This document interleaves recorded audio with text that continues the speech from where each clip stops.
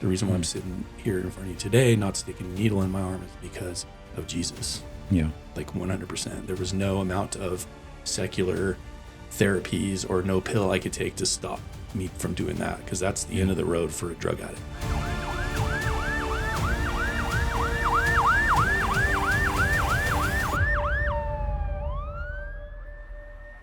Welcome to the Living Mission First podcast, where we share real stories of real hope for first responders. I'm the host, Jeremy Wade, the Executive Director of Mission First Alliance. Today, I'm really excited to be joined by Matty. We just met yesterday for the first time, but I feel like I've known you for a long time. Yeah, me too. And I'm really excited to have this conversation. I know you did 22 years in the Anaheim Fire Department as a paramedic firefighter, just for you to talk about your experience on the job, after the job, challenges, struggles, and encouragement for others. For sure. So before we get into it, do you mind opening in prayer? Not at all. Let's do it. Cool. Oh, Heavenly Father, we just come to you today so full of gratitude for the time that we get to spend together. And just the way you connect people that are following you in a way that we can't explain sometimes. It's really evident today when you just feel like you know somebody and you don't. It's so miraculous, and we just know that comes from you. And the closer we get to you, the closer we get to spend time with people that are aligned with you. And it brings so much joy. And I just want to thank you for that, especially in this conversation today. And I just want to bless the work that the Mission First Alliance is doing. I see your hand on it, God, and I just want you to continue to bless this work and to continue to bring your abundance that you bring and just bring people through Mission First Alliance to you. And we're grateful for that. We thank you for that. And I want to thank the woman behind the scenes here. Lift her up to you, Lord.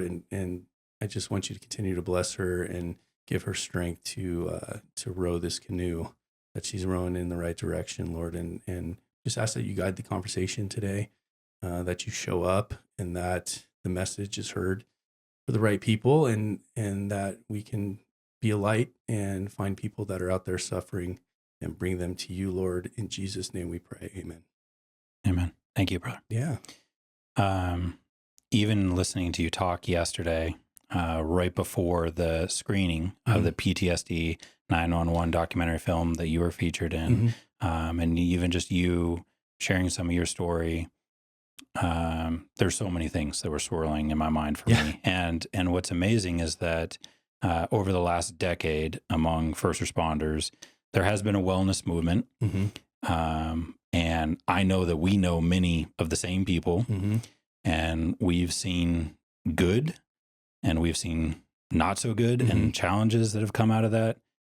But even so many things you were talking about yesterday, between identity and burnout and ACEs scores and, trauma and treatments and, what's working and what's not. And I don't know. Yeah, there was just a ton there that I'm excited to talk about some of that with you, for you to share some of your experience, your perspective on it.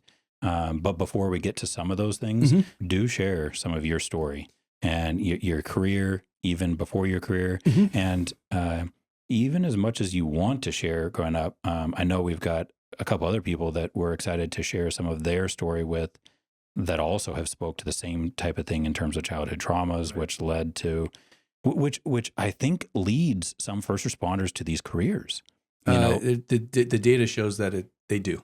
Yeah, I mean, 100%. It's irrefutable. They want to make a difference, to right wrongs, to put bullies in their places, to to help the victims, all those types of things. So, again, out of a good place, but it also is a place of sometimes unresolved trauma and challenges.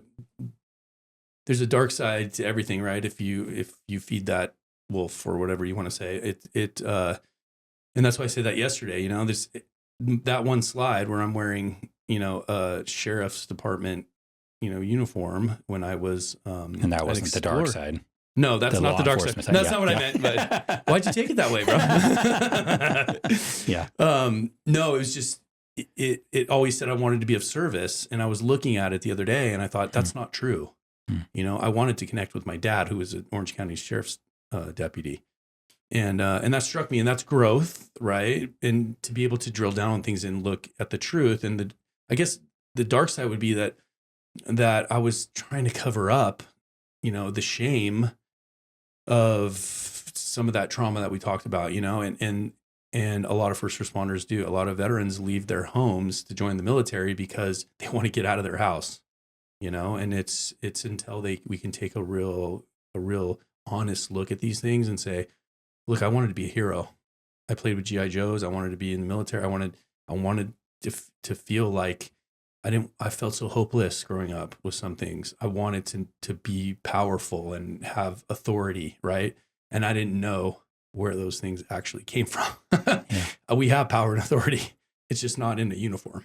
Yeah. Right. Yeah. So that's, all those factors definitely factor into why we end up where we end up, and it's not a bad thing. And if we use it for good, for me, I didn't, and it got me in a lot of trouble, because with that came a lot of, oh, don't you know who I think I am? And look at me, and I was feeding the wrong parts of me, and unknowing, like unconsciously doing that until I was suffering, But yeah, just to go back, I think it's funny because I used to tell this story a lot. The story's getting kind of a little bit more condensed, which is good, I think, because I think more people, they need to hear that, but we don't need to spend too much time on it.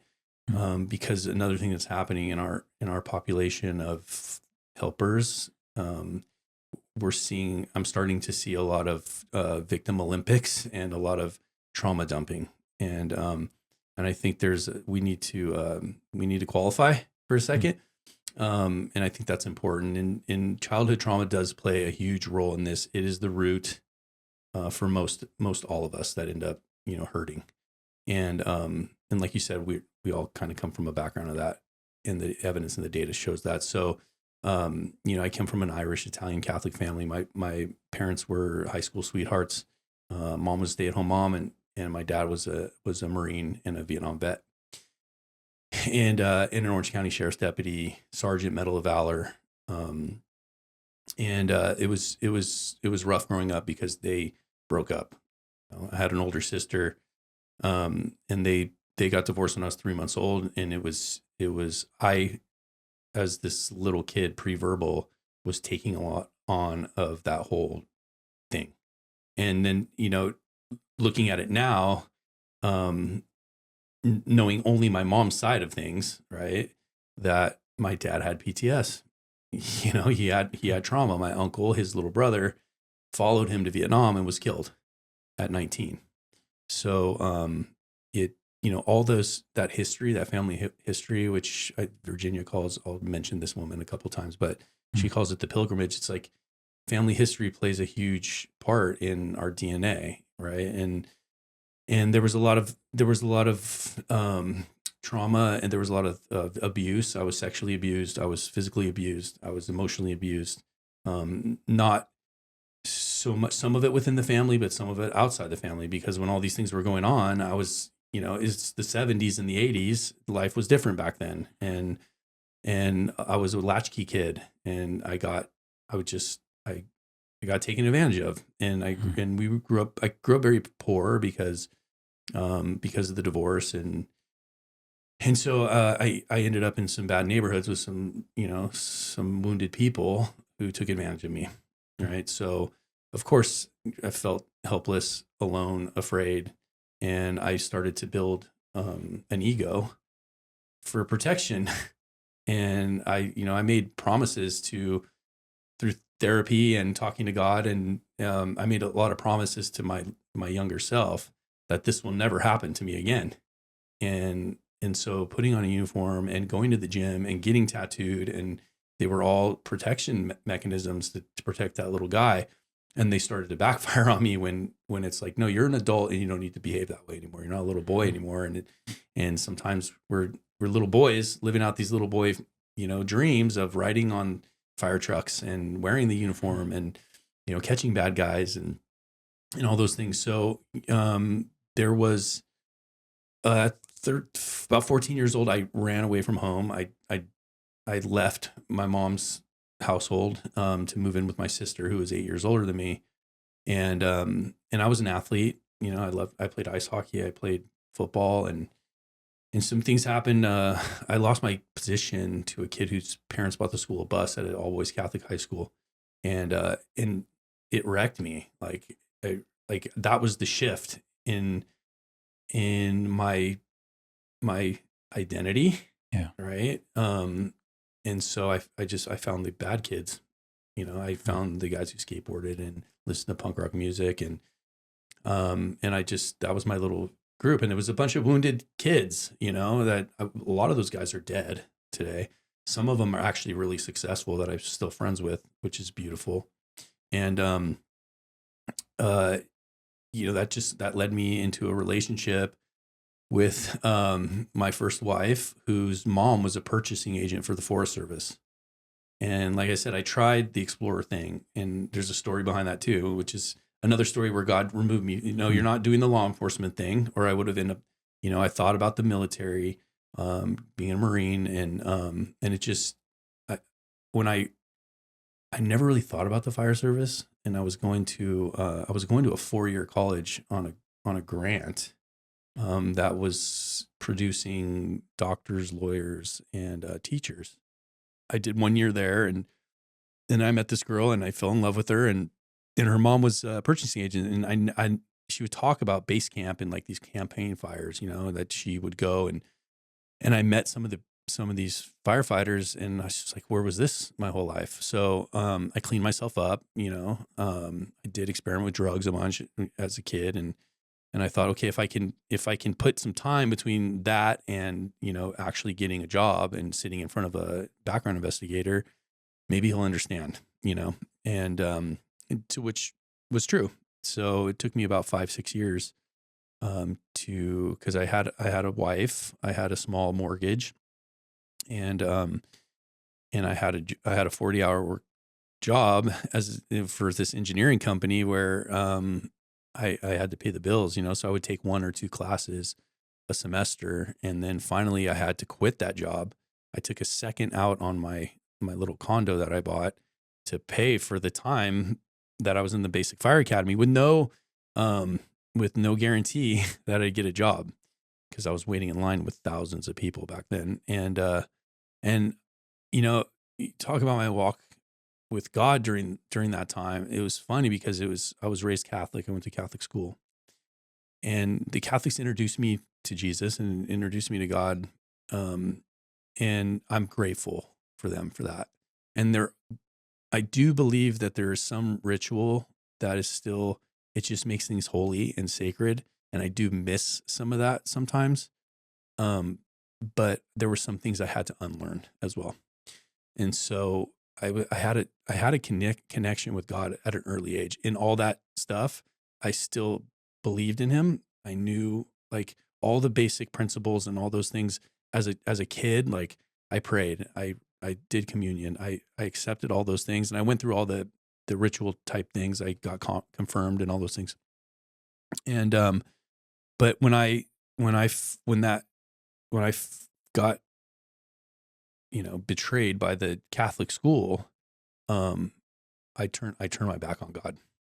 And I mean, it was bad too. Like just listening to music that was demonic, and not knowing the consequences of that until later, and not understanding that, and that I felt so far away from it. But there were times, and that what brings me to the conversation about being in the hiring process, 50 tests all over, and getting as far as I did in Anaheim. I hit my knees one night, literally, and prayed. Not, if you want this for me, God, then please make it happen. That was not my, it was more of still kind of a Santa Claus God. And it was like, I really want to do this. And he did. He answered my prayer, and I got hired with the city of Anaheim, which was, in Orange County, where I went to the basic fire academy. Anaheim, those guys were like, they taught ladders. They were hard charging. They had a reputation that was really good about, they were the toughest of the tough and the best of the best on calls. Like, where other departments in that area might lay low a little bit, we were taking people's nozzles and going in. That was like, they taught us that. Like, if we go to a fire in another person's first in another department and they set that nozzle down, you are expected to grab it and go in. And we took pride in that, which is not a good thing, but whatever. So, but it was fun. How old were you when you got hired? So I was 21, 22 when I got hired. You were married. I was already married, and I had a small mortgage. Most of the guys went to the basic fire kit. There was a few older guys, but most of the guys that went through were like living with mom and dad still, got through all the classes in like a semester or two. And, that wasn't my story. It took a lot to get there. So, but yeah, I was still young though in the grand scheme of things. Yeah. When you talk about identity, I almost feel like, and I could feel it in myself too, almost that sense of pride that, that swells. You were hired, where so many others, weren't, and, hundreds or thousands or whatever that were testing at the time. And then it's like you go through the initial training and, like you said, pride with the department, the reputation. And, so it's like there's so many things that feed like this identity, this ego, this, kind of self-righteousness. Looking at it now, and this is not a make wrong, it becomes an idolatry. Yeah. And it turns on you. Yeah. And it's turning on a lot of guys right now because they just like me didn't realize that that's not my identity. It's not my identity. And I don't even, I'm still learning what my identity is because I'm now leaning into whatever this purpose God has for me. That was a training ground for me. That whole thing was not only was it not my identity, it wasn't, I don't even believe that it was, I don't know, it was a training ground for what I'm doing now.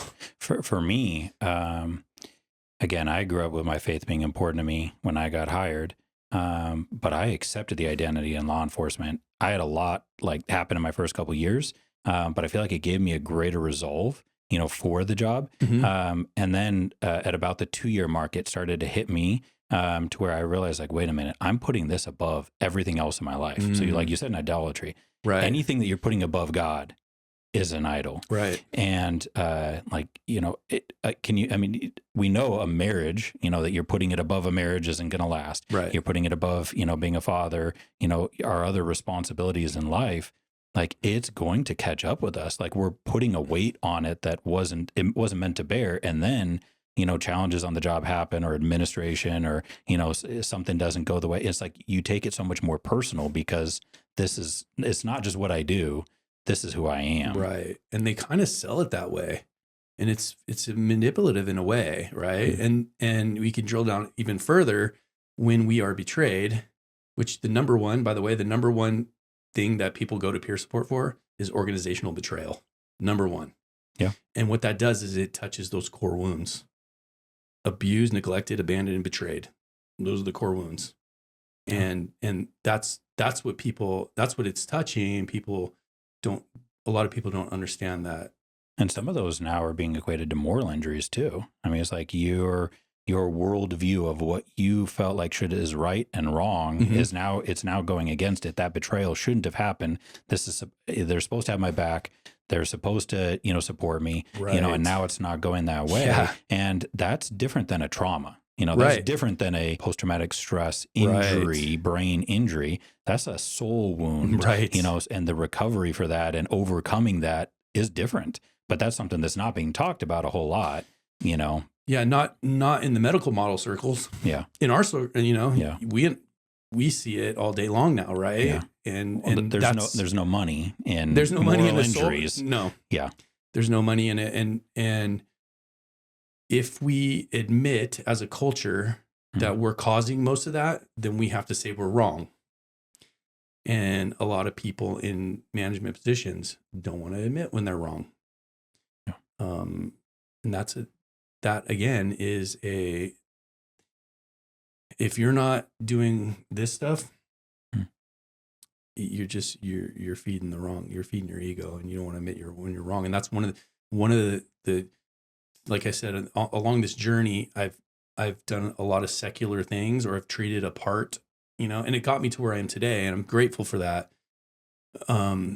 But if you don't get to the core and to the truth, then you're going to fall into the same traps over and over when it comes to this stuff. And like you said, it is absolutely a moral injury when you have an expectation and you're sold this brotherhood, and then your brothers turn their back on you when you need them the most. It's absolutely, it's not good. And it's not their fault either at the same time, right? Like we can drill down on this, like go in 50 different directions, but it's, I'll take care of you, bro, if I'm, at a different rank until it affects my paycheck. And then I got to do what the policy says. And what I've learned over the last year is that if we don't have sovereignty and are able to self-govern because we are in communion with God, then the policies are just going to stack up. I told the guys in the department, if you have a bunch of guys who have no moral compass and your truth is your truth and what's wrong is wrong and all these things that are happening globally, then they're going to tell you what colored toothbrush to use at some point.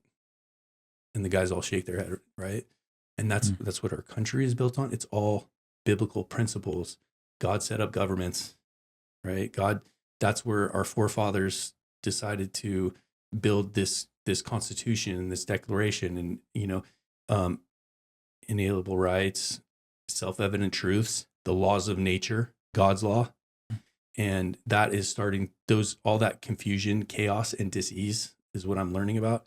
It's all from the world, and it's permeating into professions like ours, and we're suffering. And guys are suffering so much that guys are deciding that to take their own life is the answer. Yeah. And it's very demonic, and it's evil. So there's a lot of people that can't understand how someone could get to that point. And obviously you've got to that point, and that's part of your story, right. And you've, shared it, whether it's, the PTSD 911 documentary film, or, telling your testimony and your story now. 22 years with Anaheim, Fire Department, and things came to a head. Right. What did that look like to you? And what would be your answer to someone too that can't understand how someone could get to that point? The job was great for a long time when everything was going my way. And when I say that, I became very selfish, and not knowing some of the signs and symptoms of what we know now is, post-traumatic stress. Some of those things were coming to a head, and because things like alcohol and, I'll just say it, there are drugs in the culture as well, especially now because they're selling this. The last couple months I spent at the treatment center, we were getting more guys coming in detoxing off of Kratom, which they sell at the gas station. And someone out there needs to hear this, is that the detox for Kratom is the very same detox for opiates. It's the same taper and everything.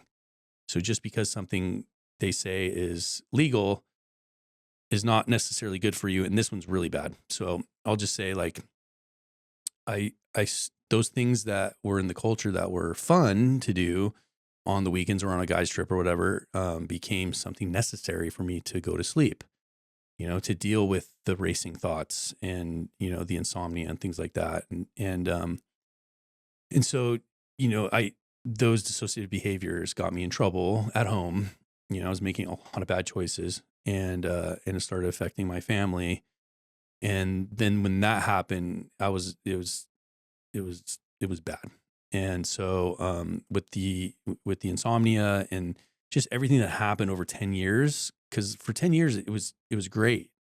I loved it. Like I said, I put myself on the busy rigs and with the hard charging guys, and I was part of that. I was like one of the ringleaders, and then when my body started failing is, when things got really bad.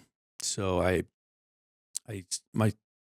basically, my back started hurting, like every one of our stories. And, the way the medical model handles that is, the city doc was just to give me cortisone shots and send me back to work. So I didn't feel any pain. So, right. Like God designed us a certain way. There's little markers out there. I mean, we can say anxiety and name it and claim it and, and make it our identity, or we can go, oh, I'm anxious. Okay, God, what's going on here? This is the way you designed us to be. And that's not what I did. Right. And light. That's exactly what it is. Yeah. And if we don't understand when things are out of alignment, there are certain markers that we're designed as humans to take a little look at. But now we're just, like I said, it's becoming a lot of people's identities, and it did for me too. So I started to play the victim. My back was killing me all the time. And then finally I couldn't get out of bed for a call. And like I said, the expectation was that if I got hurt on the job, I would be like, I tell guys I would get the city box, Anaheim Stadium, and I would be on the cover of the newspaper and I'd be some kind of hero. But it turns out when you can't get out of bed after 15 years of doing hard work, you become a liability to the city. And I didn't understand a lot of that stuff. I just didn't. I just thought, oh, like if I get hurt, they're going to send me to the doctor. And like now there's all this like red tape and paperwork and for the physical injury, it was one thing. But at the same time, I had the brain injury as well. And which it's a nervous system injury and it's unseen. That's a lie. Like we can see it now. There are plenty of things out there that are showing this stuff. And, but how do you prove that to a doctor who the city sends you to, who's really just wants to protect the city? And that's just reality, And I think a lot of us learn that the hard way. And I'm not saying all cities are like that. Don't hear this the right way, right? So, but even if it's not that, it's still that like almost invisible wound, like from the outside. Right. It's one thing if you've broke a leg. There is nobody that's going to have any issue with you recovering from your broken leg to heal, to recover, to be able to do the job. But when you look physically fit and physically able to do the job, then it's like, then we almost judge each other and say, yeah, you're faking. Yeah. Which I'm just going to lay that out there. A lot of people fake injuries, especially back injuries, because they have a mental health, because they have a stress injury that I think I was listening to one of your podcasts with the pastor who said, how do I fall down in the shower and not hurt myself, but be able to say, I don't want to go to work? Like that, that is so honest. And, so I got a little taste of the invisible injury because I would just get the doc in the box, just give me cortisone shots, muscle relaxers, whatever. Well, I remember going in there to him one time when like the periods of the back stuff would get short, like those Band-Aids it took like shorter and shorter amount of time before it was killing me. Like I was peeing myself, like I couldn't. And then you talk about these stress hormones and chemicals. I would go to work and like, have that adrenaline all day, and I'd go home the next day and I would be wrecked. My back would hurt so bad. It was just all those chemicals, all those stress chemicals that were keeping me upright. And so I remember going into the doctor one time and he's like, okay, he's like, one doctor comes in and then the other one comes in. He's like, bend over. And I'm like, I can't bend over. And he puts his hands on my back. He goes, oh, your back is actually spasming. And I'm like, because they're so used to, that doc in the box was like all the city employees would go to this guy.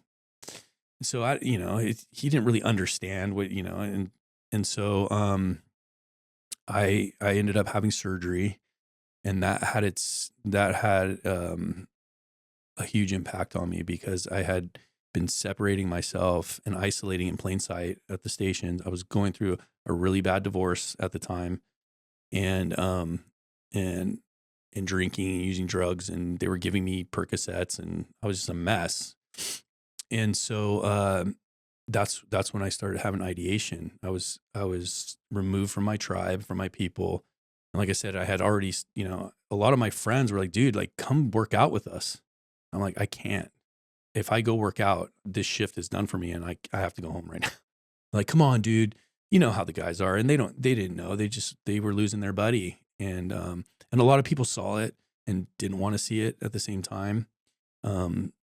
And so I started having ideation during that time. And we actually, when I was recovering from the surgery, laid up, basically not being able to, like, it took an hour to get up out of bed and walk to the bathroom and go to the bathroom and come back. There was an Orange County Fire Authority captain who jumped in his first in from a bridge onto the freeway. And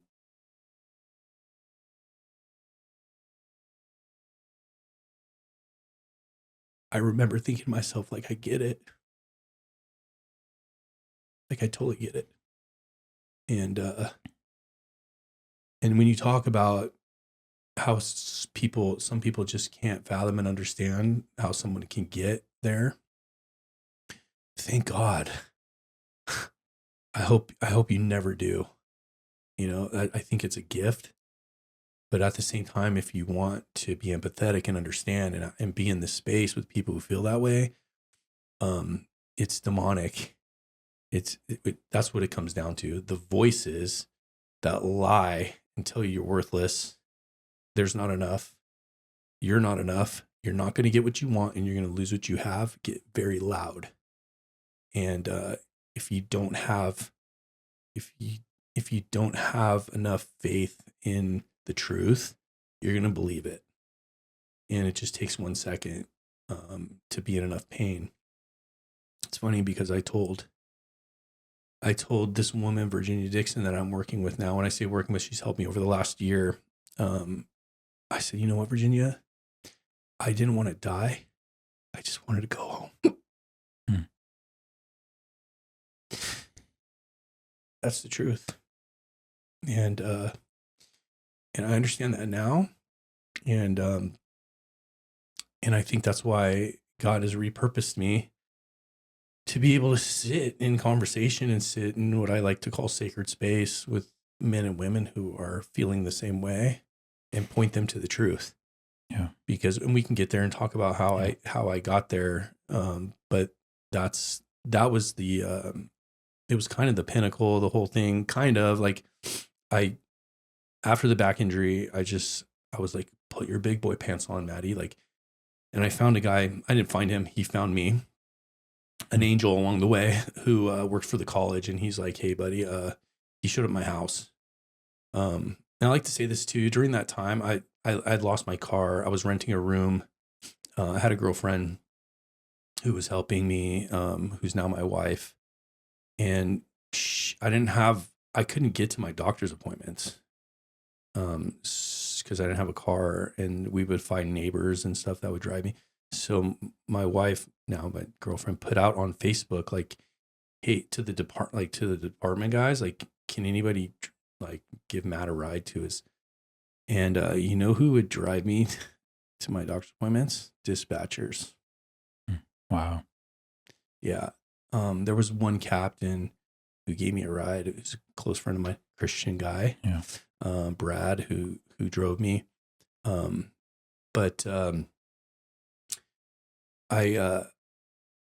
This guy showed up from the college because he saw something on Facebook, and he's like, dude, I want to train you and get you back to work. I said, I don't have any money.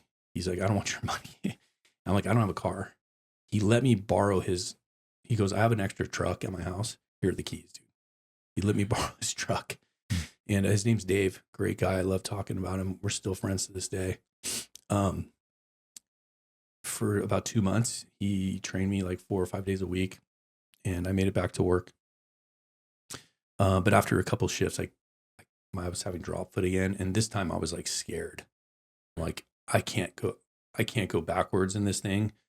And if you've ever had spinal surgery, it's not like, you know, when you get sick and you're like, it's miserable for a little while, but then you start feeling better and you know you're getting better. This thing is like, you look back the month before and say, oh, okay, yeah, it takes a long time to heal from stuff like that. And so I got scared, and I'm like, I can't do that again. So I went off work again. During that time, I was in custody battle still with my ex-wife, and I lost custody of the boys. And we talk about all that trauma, like that gets stored in our body, going through all that stuff as a kid. Divorce was like tenfold.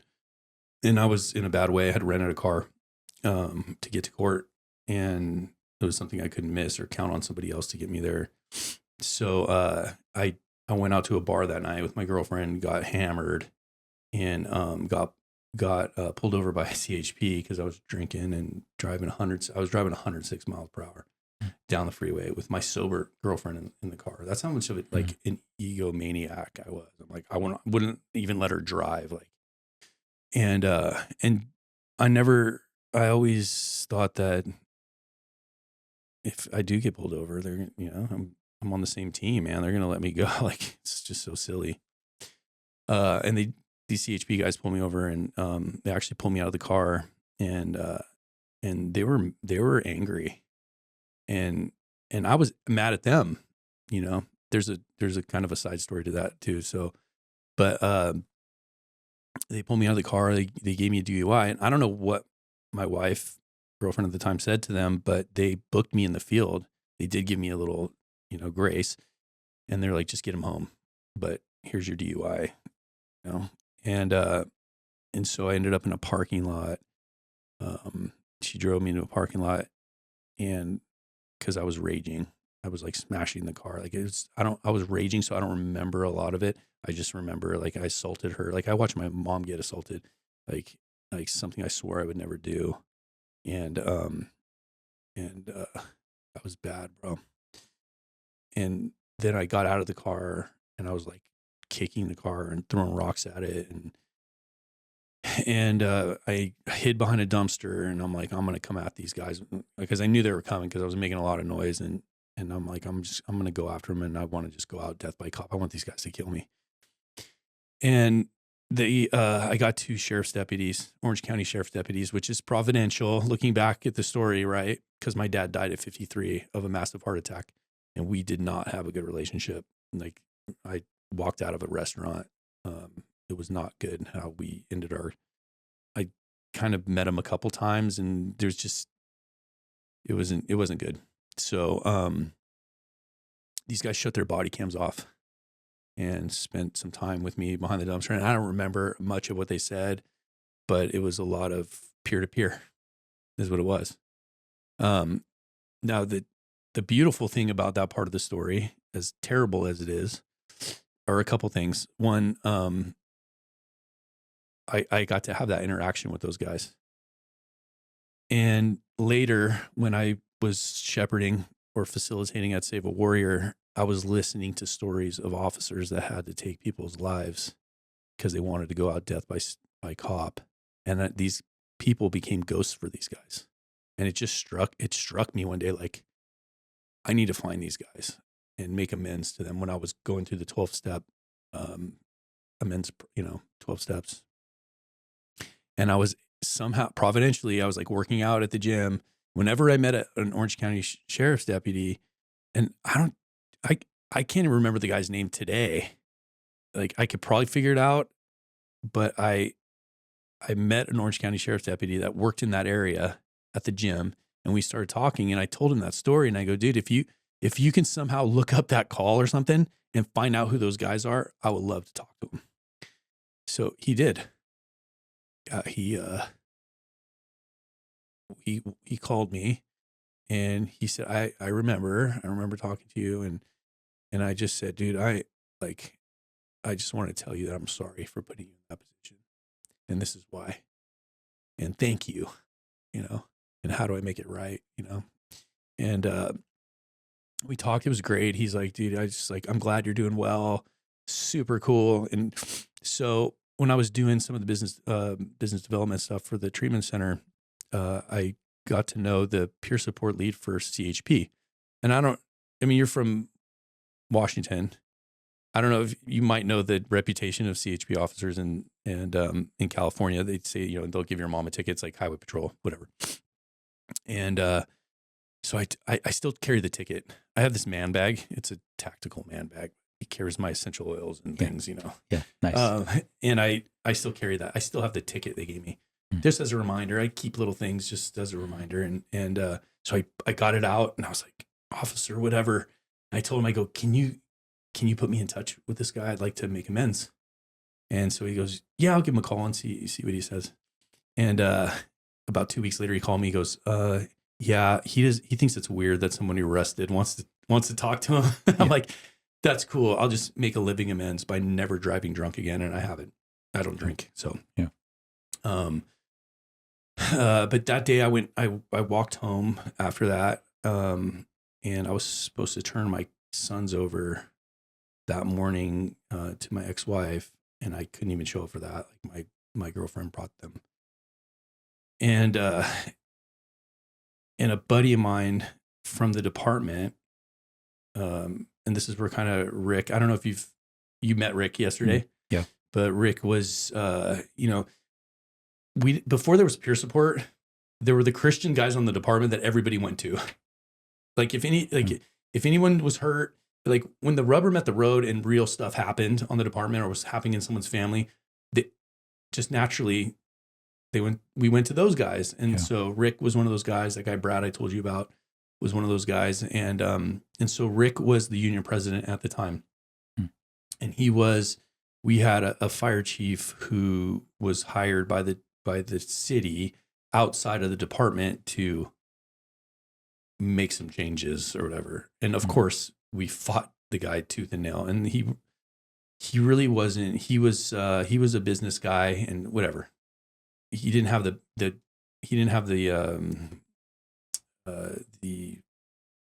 don't want the best so much for the guys as he wanted for himself.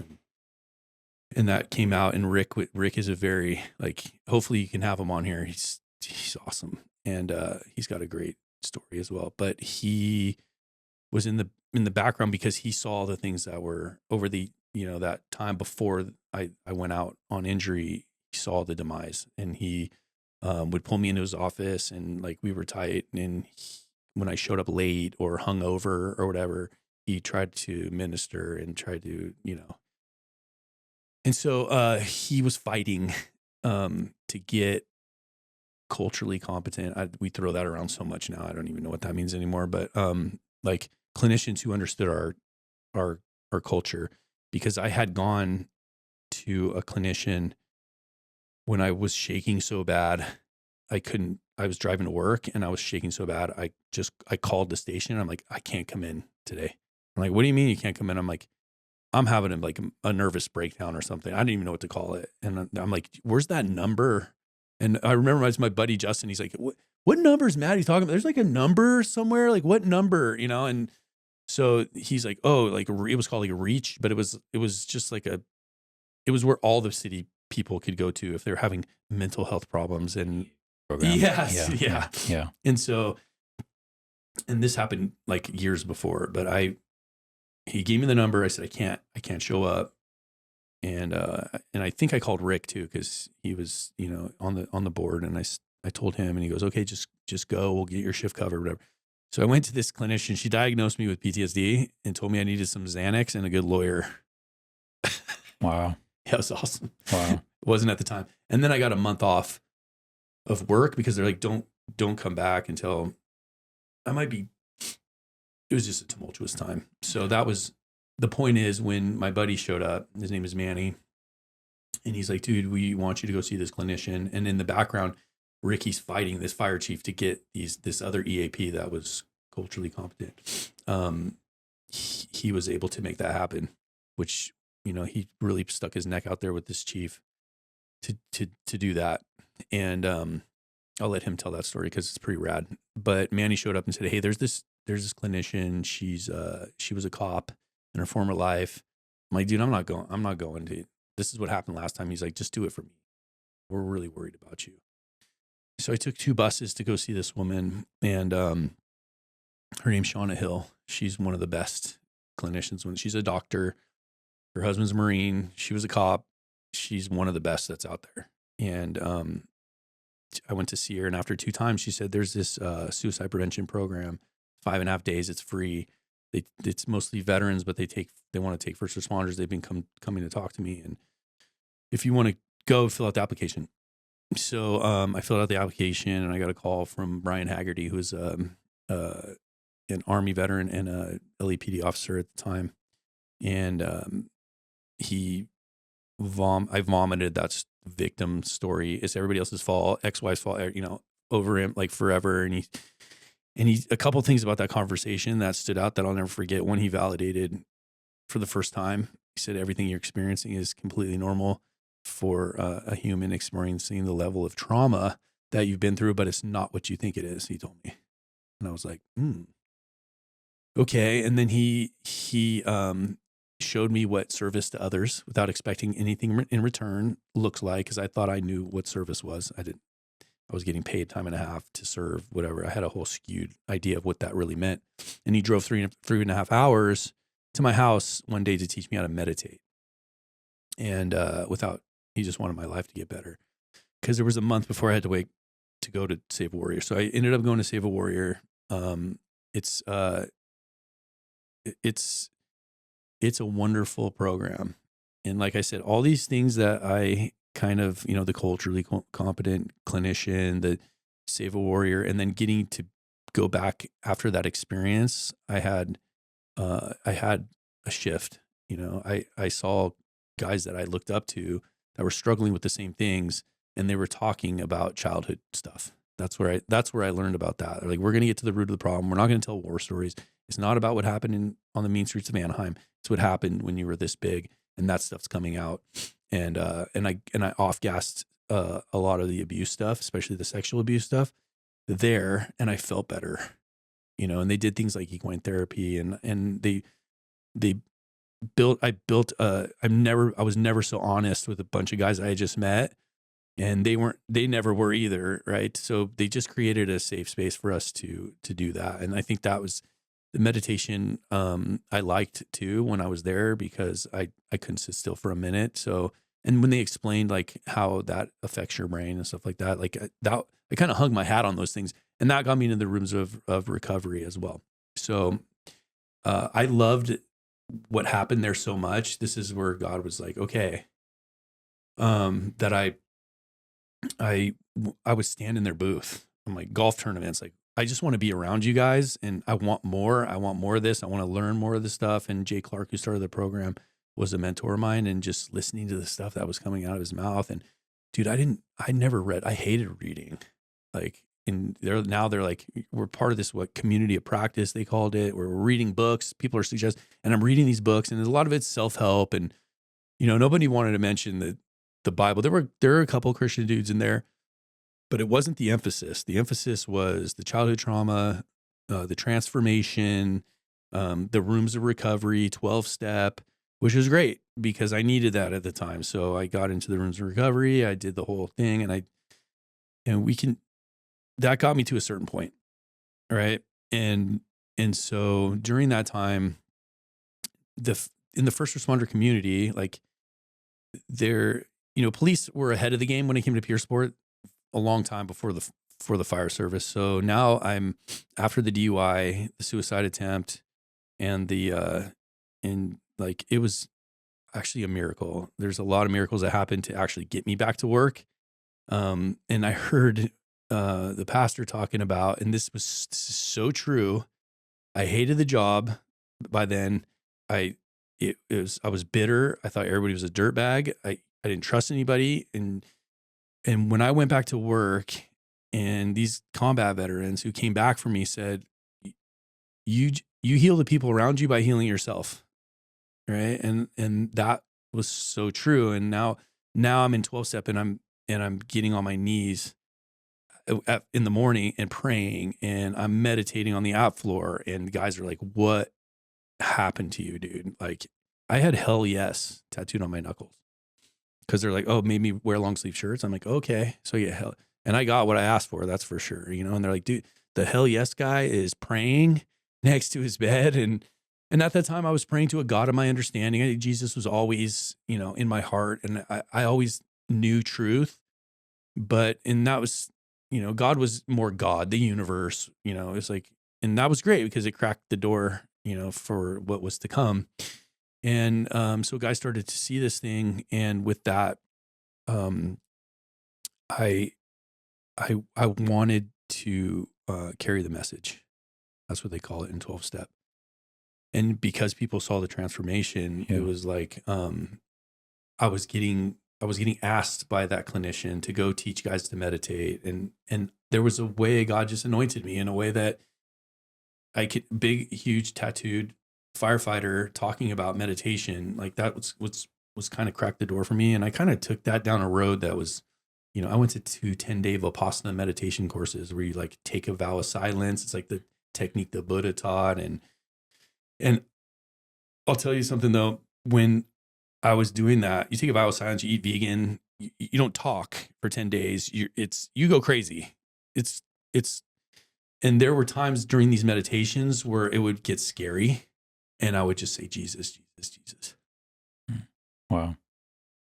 Or open my eyes. Yeah. He was with me in that too. It's funny. Mm.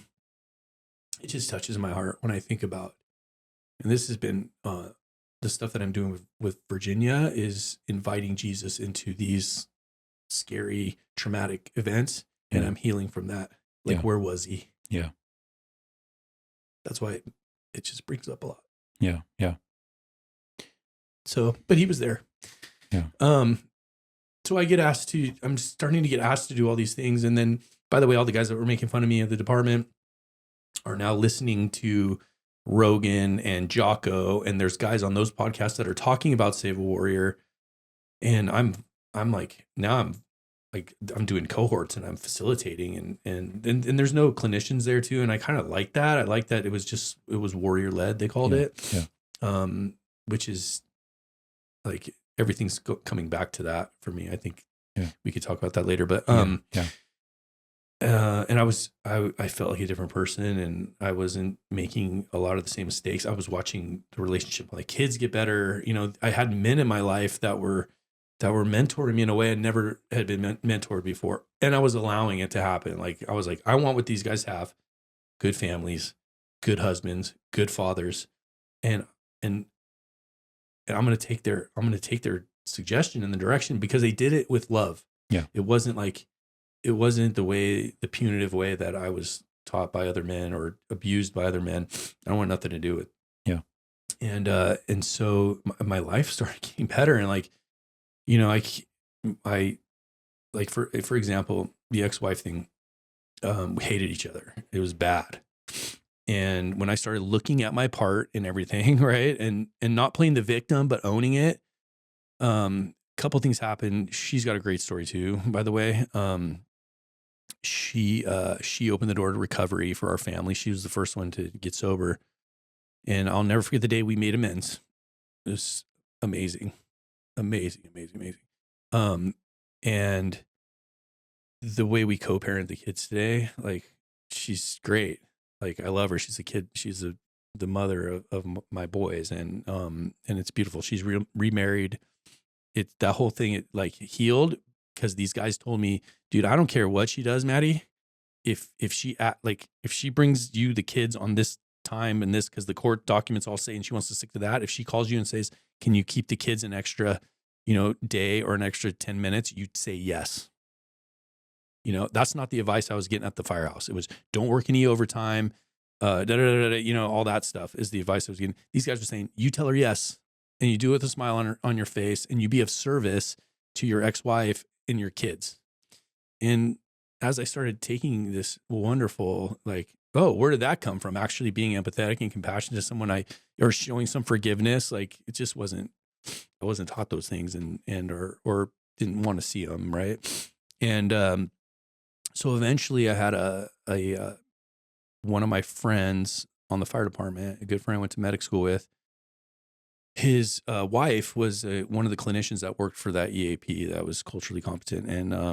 And she's like, a couple of things happened in that time.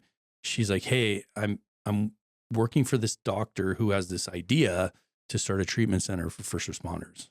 And there's not really anything like that exists. There's the Center for Excellence in Maryland, but there's nothing on this side of the country, and we want to do things a little bit different. And she's like, I think you should come meet him. And around the same time too, this was a couple, 2, 3, 4 years later after, my transformation, and I'm just back at work, and and the point is I wanted to come back to is that when, the pastor, what's his name? I don't want to, Jeff, Yeah. when he said, when I went back to work, a job that I was hating and I had all new purpose was to minister to the other guys on the job. I loved it again. Yeah. I know that's so true. Yeah. So true, because the calls were still the calls. Yep. Administration was still administration. The bureaucracy and the policy and all that stuff was the same. Yep. But I had a completely different outlook because guys were starting to come to me going, what are you doing over there? They're hearing about it on Jocko and this and that. And they're like, oh, I think that's the thing Matty volunteers for. Oh, now it's cool. It's because Navy SEALs are, gods. And I love you, Navy SEALs. Everyone looks to you guys, and which is good, but it's a heavy burden. So people just kind of started to, so that particular clinician went to our peer support lead and said, you got a guy here in your department that is helping combat veterans and other departments. He's coming and he's speaking, he's teaching. You might want to think about, asking him to be on the peer support team. And I think Jesus said it's hard to be a prophet in your own tribe. That's in there. Yep. I probably messed it up. Yep.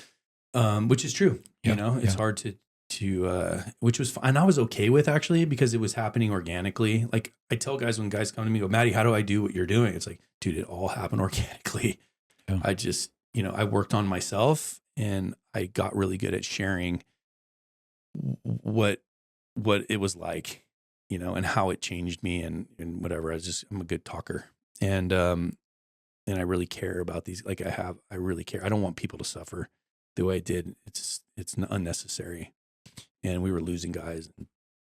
And so I started to help this doctor out.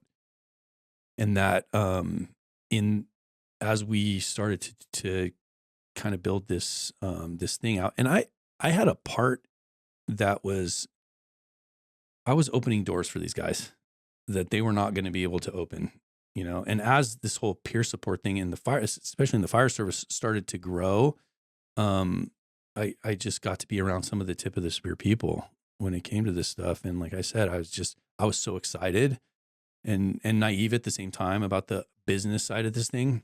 And so we started building this treatment center, and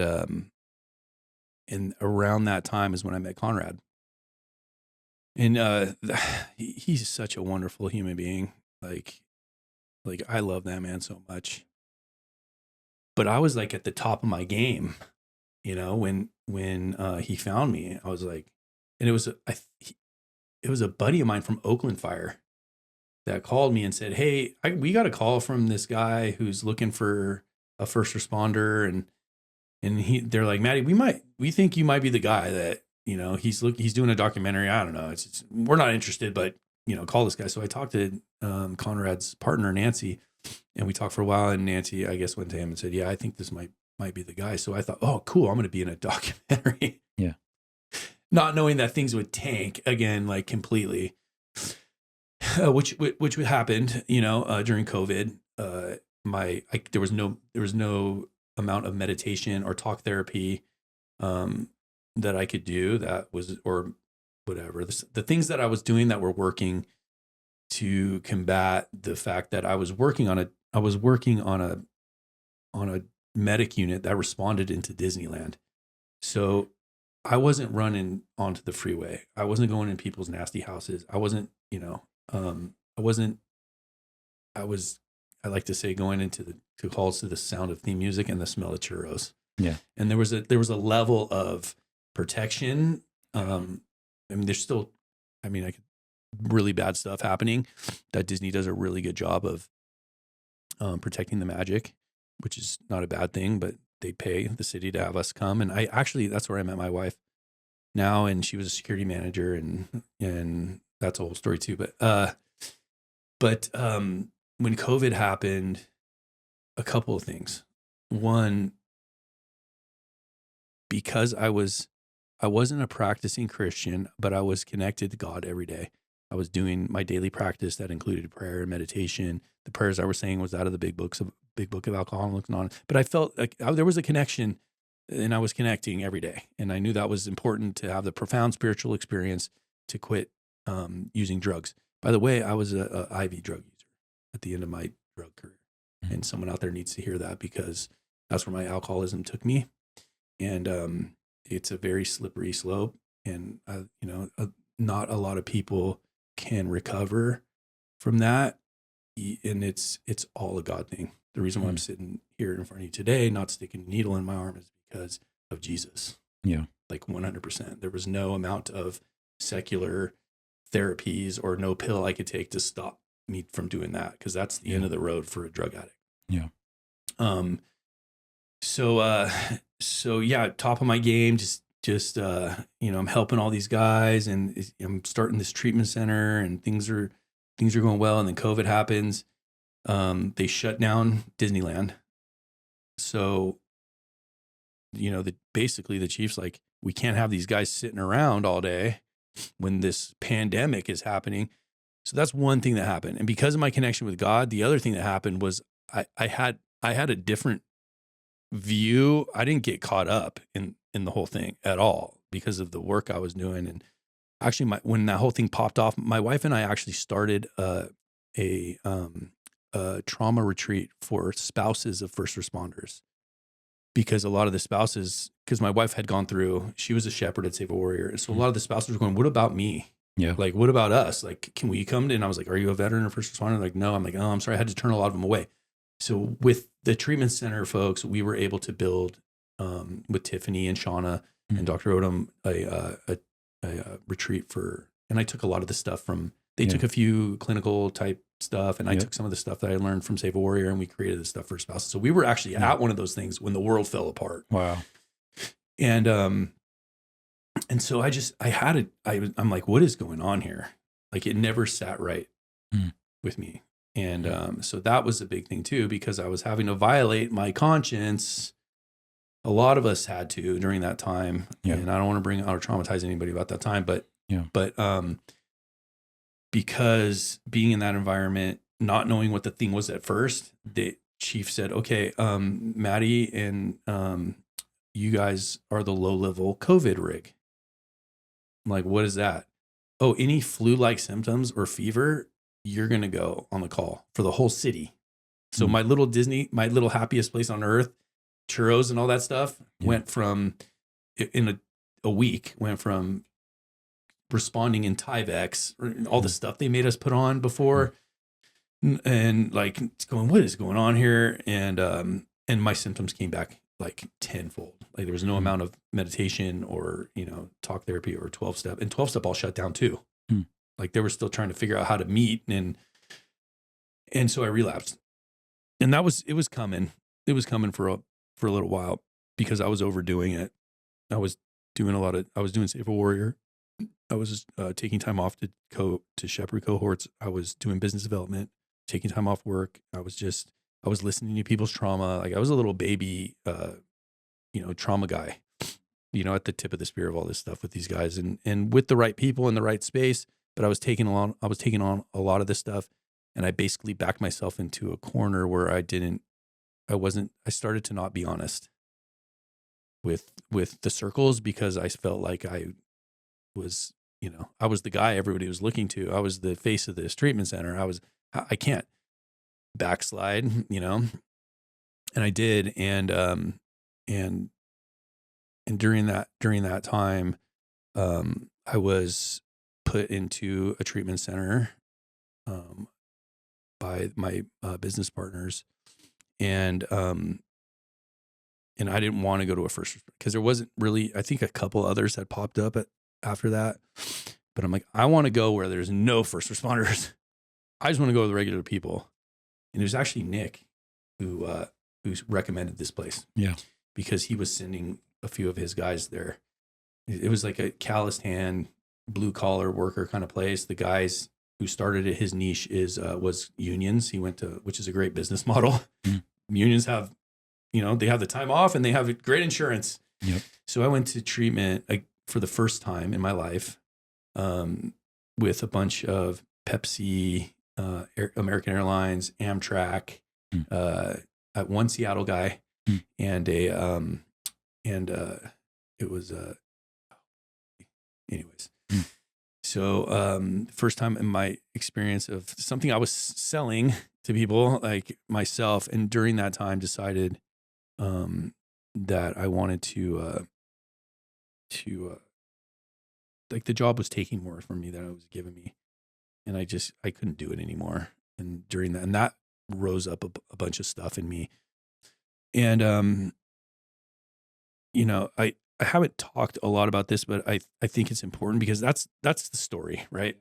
That's what kind of got me to move into to my real identity in Christ, which is the stuff I'm doing now that is ever changing and ever evolving. And I think I'd like to, to kind of talk about that part of the story now. It's not a part of the story that I've talked about. Yeah. So first, appreciate you sharing all you did. Yeah. Because there are going to be guys out there that are going to relate. And it's important, for people to hear, the pieces, the pieces to someone's story, the pieces to, how it can evolve, how it can grow. And then, but like, that's not the end of the story. And even like when you were talking yesterday, I appreciated you saying like, what does it look like to steward, your story well? Right. And what does it look like between a story and a testimony? Like, the testimony, there is God in it. And there is hope in it. It's not just trauma bonding. It's not just, trauma dumping. It's not just, despair. Yeah. Or the identity in the trauma, almost victimhood and, look at us. And I love that you were talking essentially about peer support too. And I love you were talking that, it was the Christian guys that, guys went to. And I think one of the things I even heard you saying again yesterday as well, like there's so much I resonated with that you were sharing. But I think it's those guys that are genuine and real and love, like they may not have all the answers. They may not be the experts, but like they're real, they're genuine, they'll be there, for someone like a Rick or like the other guys you talked about. Like, and anytime I did peer support, like that's what I would always harp on as the most important aspect. It's not all of the knowledge. It's not having all the answers. It's not knowing all the different treatments and modalities. It's not having all that, but it's like, how do you actually come alongside someone? All of the things that you went through are pieces. They're pieces to the healing. They're pieces to the process. They're pieces to your recovery, your story to get you to where you're at today. And so that's where like I come from, not coming at a negative place that they're all bad or one's better than another, one's right, one's wrong.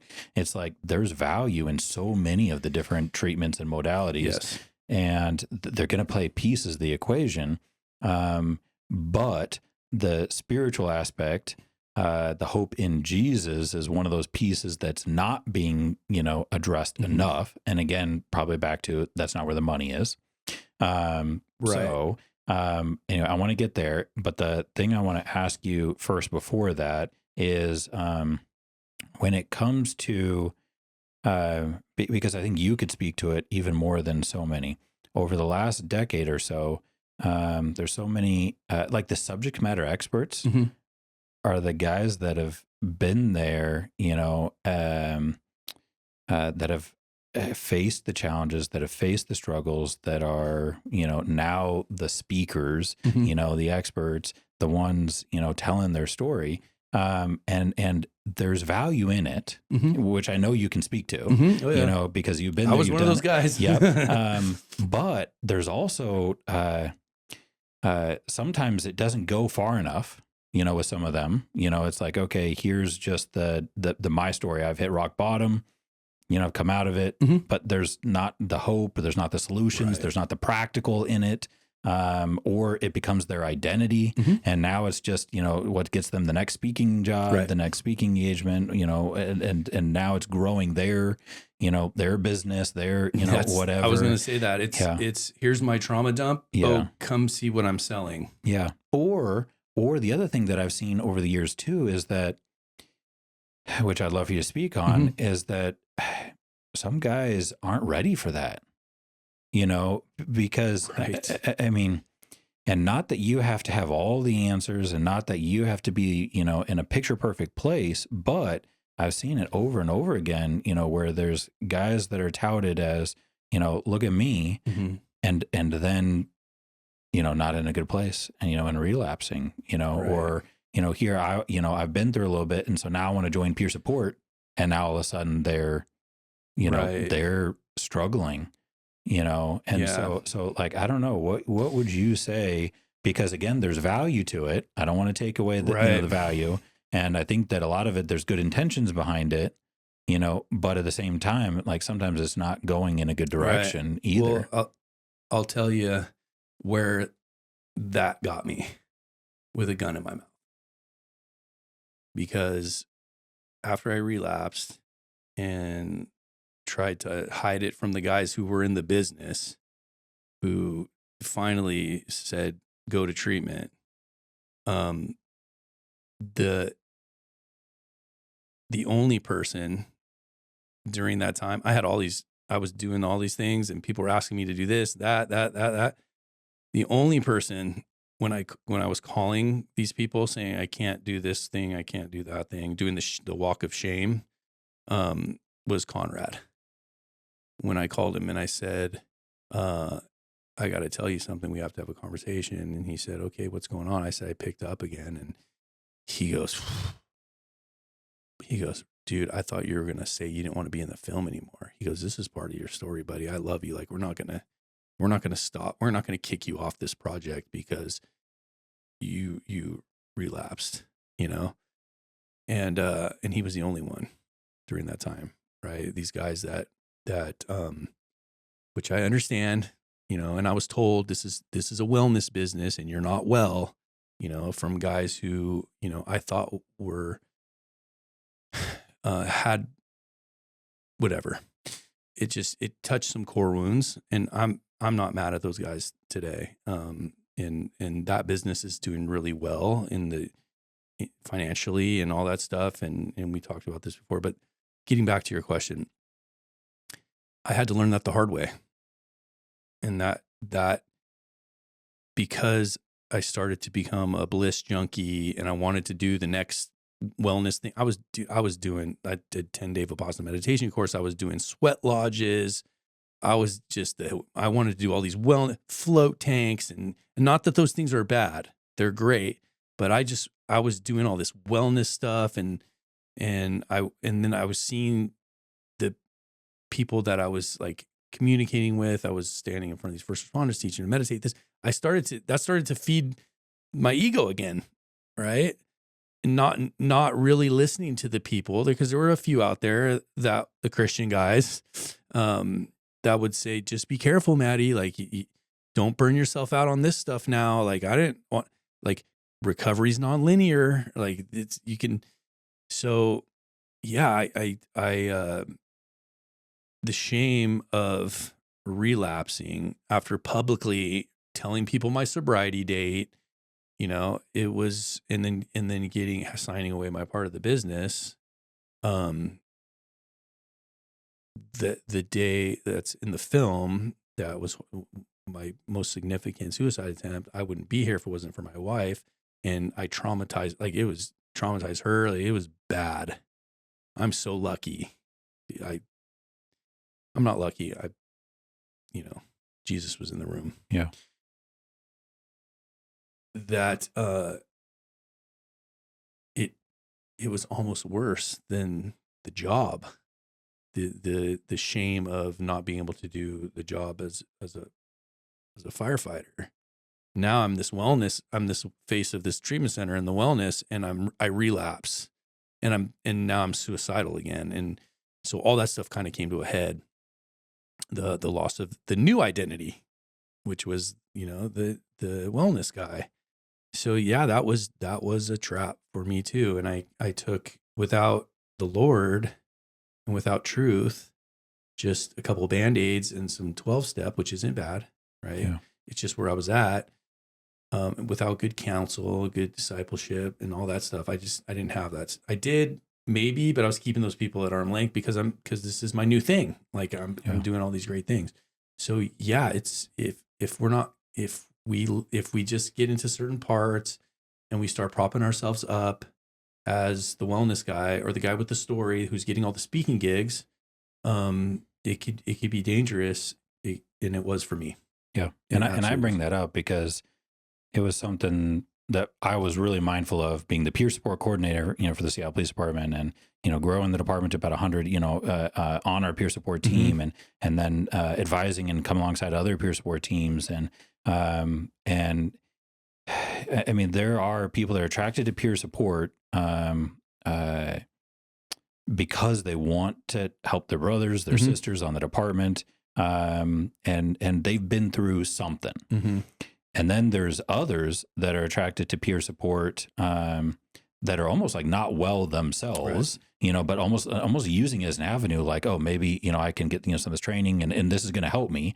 And then there are others that have been through it and like yourself, that have like really like been through it and have come out the other end, with healing, with success, and then want to help, their peers.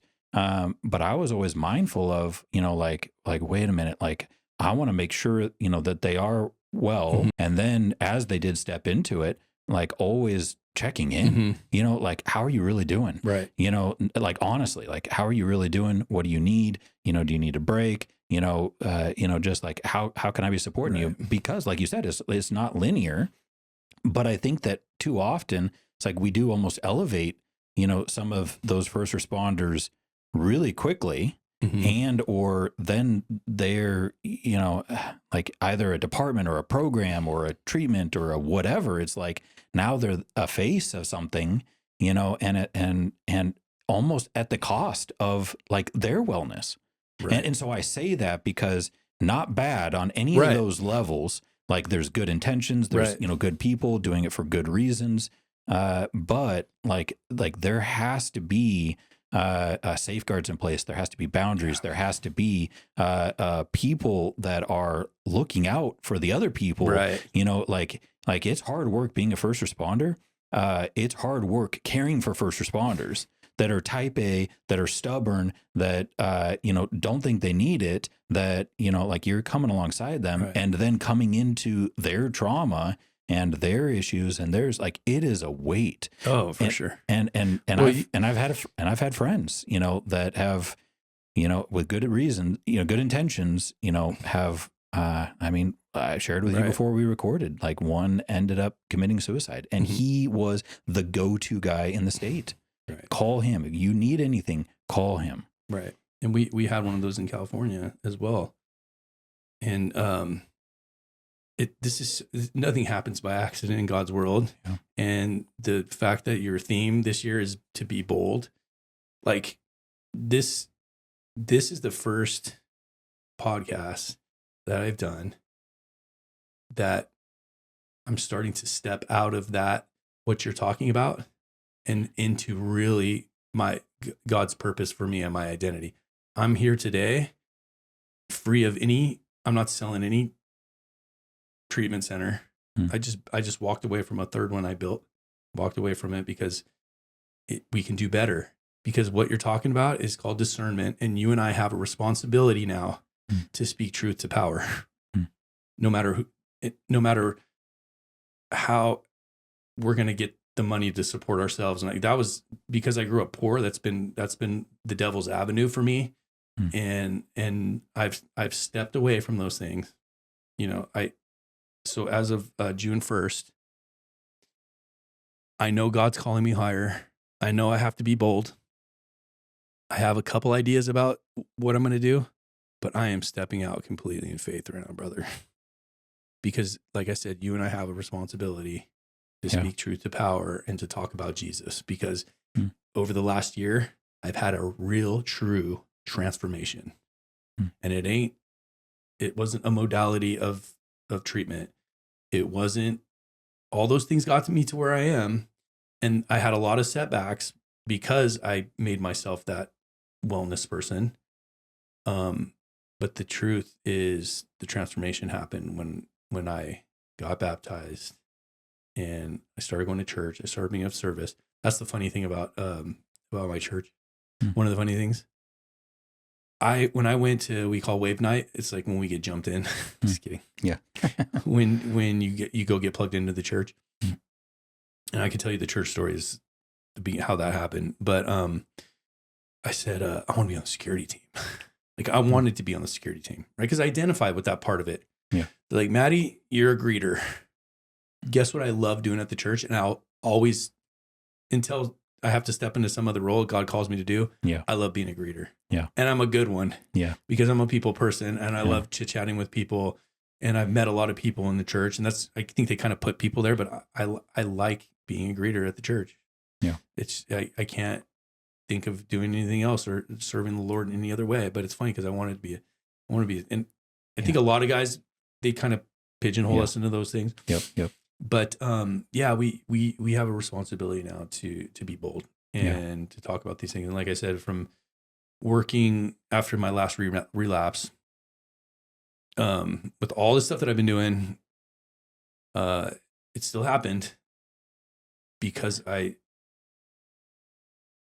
didn't know Jesus like I do today. And I had a real transformation, and I've stepped away from 12-step. I stopped, not a make wrong. It got me to where I am today. It's a beautiful thing. It's awesome. I stopped speaking alcoholism over my life.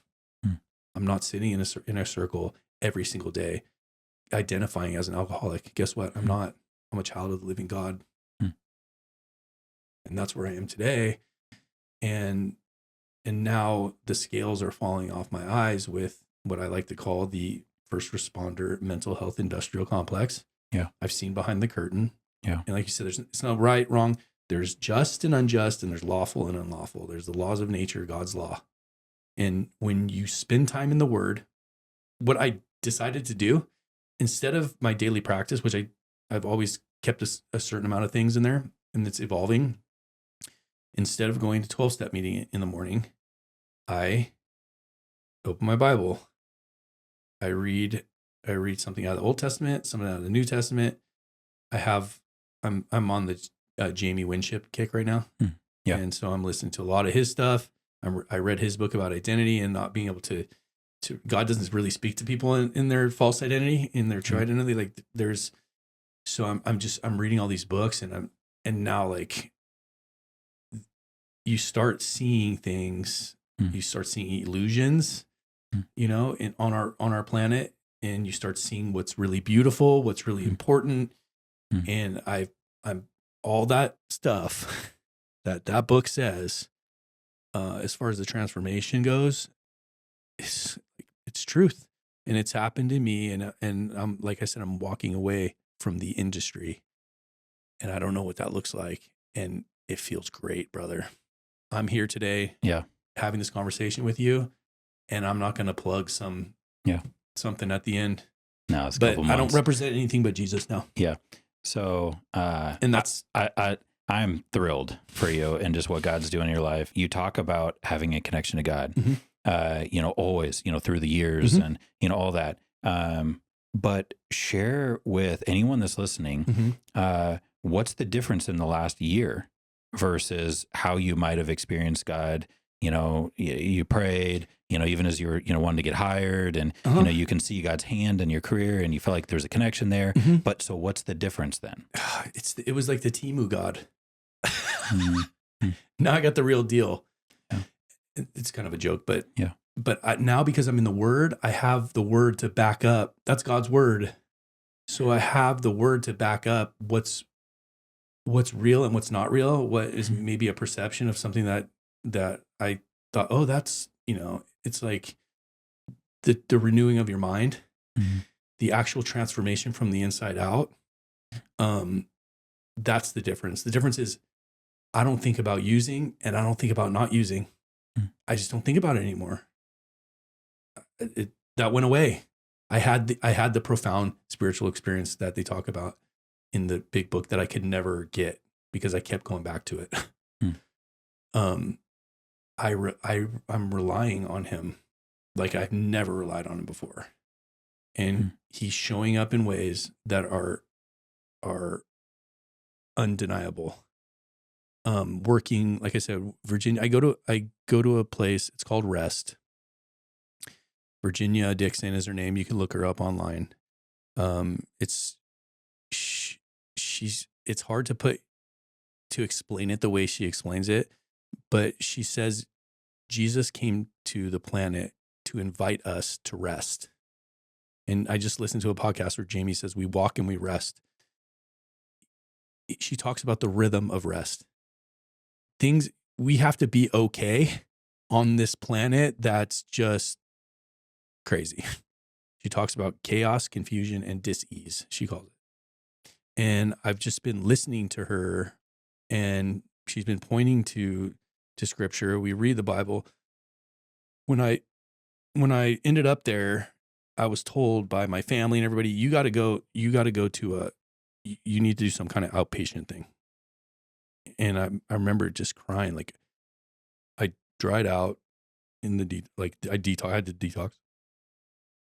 And I said, I build these things. Like, I've done 12 steps. It's not working. It's worked, but I'm not having the true transformation. I'm seeing the transaction in it. I'm on both ends of that.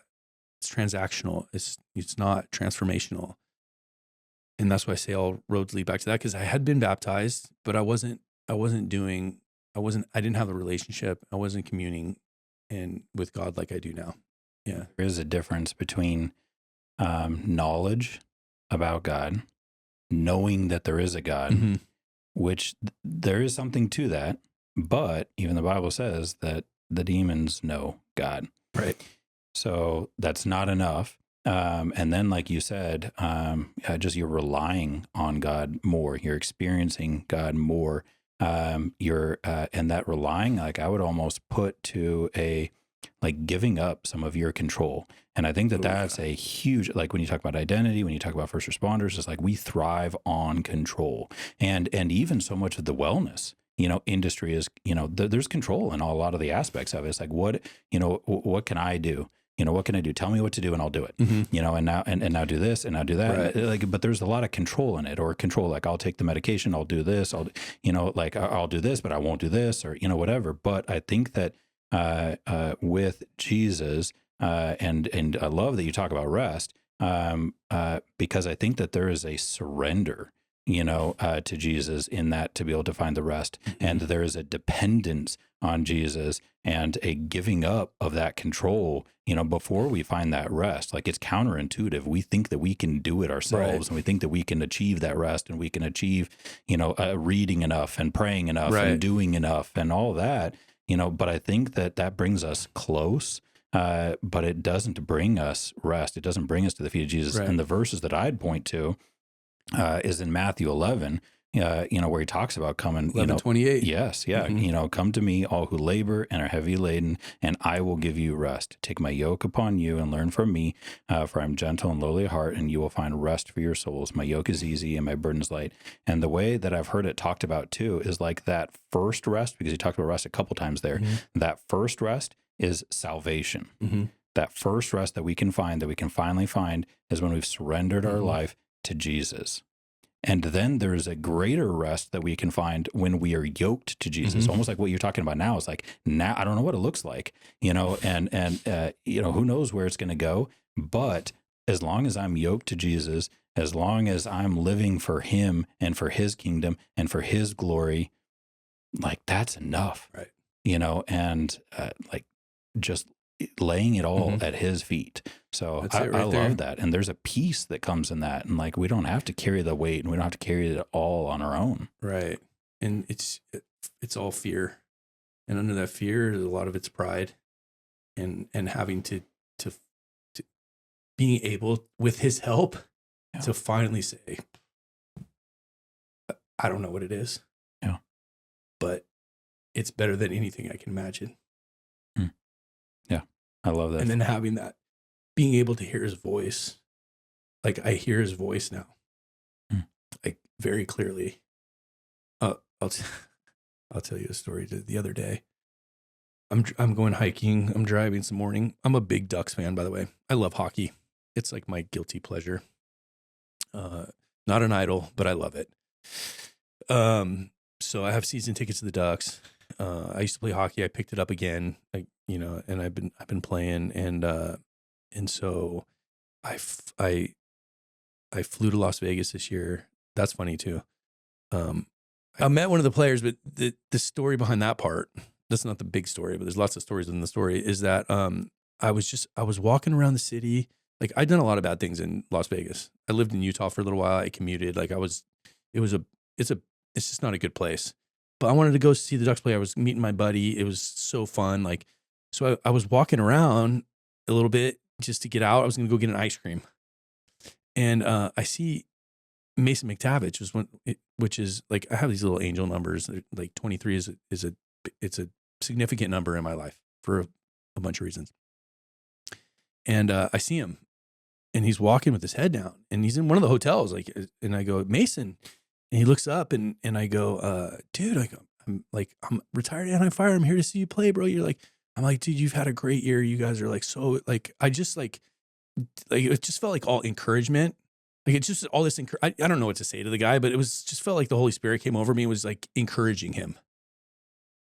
And, so I was just like super excited that I saw him. And then, I walked around, I ate my ice cream, and then I went up in my room and read my Bible.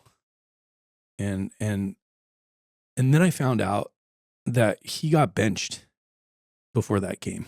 He wasn't playing that night. And I heard God say, that wasn't for you, Matty. That was for him. Because as he was walking away, he told me, he's like, dude, like, I really appreciate you telling me that. Like, so cool. So the story within the story. So I'm driving to go hiking, and I have all my Ducks gear. I totally nerd out on it. And I had this lucky duck sweatshirt that I wore all season. It's bright orange. It looked like a traffic cone. And I'm driving to go hiking early in the morning, and I see this homeless lady. I thought it was a man. I mean, like, real homeless. We know the levels of homelessness as a first responder, like blown out shoes, really filthy. And it was early, and she's on the concrete. And I just like, I drive past her, and I hear God say, give her your sweatshirt. And of course I'm like, God, I got a blanket in the trunk. Like, you want me to give her? And I'm blocks away now. And he's like, I just hear him say, okay.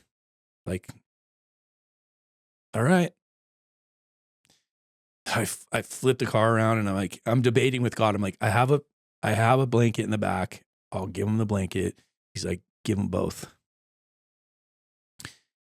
The point of the story is I turn around. I'm like, can I give you a blanket? I gave her a blanket. And then I'm like, do you want a sweatshirt? She's like, I would love a sweatshirt. So I gave her the sweatshirt, and it was a female. I realized it was female. It just kind of touched my heart even more. So I go about my way. I forget about it. I'm driving home from this hike, and I just see a big orange duck sweatshirt, and it brings me so much joy to see like another Ducks fan. And then I realize it's her. But it was the amount of joy I felt before I even realized it was her. That's what God was pointing to. It was like, you just be obedient, stay close to me, and you're going to feel joy like you've never experienced before. And it's not going to be in some thing. It's going to be in your fellow humans. And this is what I'm calling you to do. And if you continue to do this, and so I'm hearing his voice. That's the other thing too. I'm hearing his voice more, and I'm listening, and even though it doesn't make sense, I'm stepping out. And there's a lot of like, my wife's like, when I told her I quit today, she's like, you what? You know, there's a lot of things that my medical retirement does not pay for in the state of California. So that's been, out of all of it, I think that's been the best thing. I'm like, I can hear his voice. And because I've been discipled, if I can back it up with what's in that book, I know it's really him, you know, and it's not me. And it's that. And it's discernment, and it's something that I've relied on in the past, but kind of always just kind of took back, you know. I'm like, and now I can say wholeheartedly, this is just the Holy Spirit working through me, and I cannot be disconnected I can feel it when I'm disconnected, and I go right back to, okay, God, like, what do I, that they say, I like to, there's a couple, you can correct me. I've been a Christian a long time. I'm a baby Christian, Yeah. but the fear of the Lord for me is being disconnected from him. I don't really fear him. I fear not being connected to him. Yeah. Well, John 15 was life-changing for me, being connected to the vine and abiding in Christ, and the branches that are not connected to the vine are going to be thrown into the fire. So like there is a connection all the way from the Garden of Eden, to Adam and Eve being disconnected from God, from so many. Yes, there is we were created to be in union, with God. And when we are, like, there's going to be tension in our lives. There's going to be issues in our lives. There's going to be things in our lives. And sometimes that is the loving Father trying to draw us back, through difficult circumstances. Right. So like there is something to absolutely being connected to God the Father, our Creator. So, yeah. and I would just share with you as encouragement, because again, like that's some of the road that we've walked too. And, we've wrestled with it, and, leaving a job at 13 years on in the middle, like, like there's no retirement, there's no pension there, with 4 kids and moving across the country and right. stepping out in faith and stepping into full-time ministry. There's not a lot of money in ministry. Right. I mean, we're, for the first year sending out support letters to family and friends, like a missionary, saying like, can you help support us?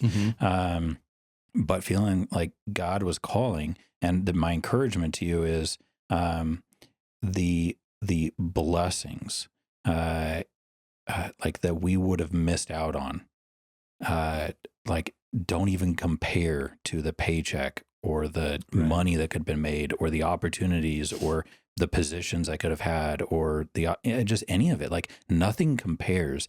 And God will provide, God will lead, God will direct when and where he's calling.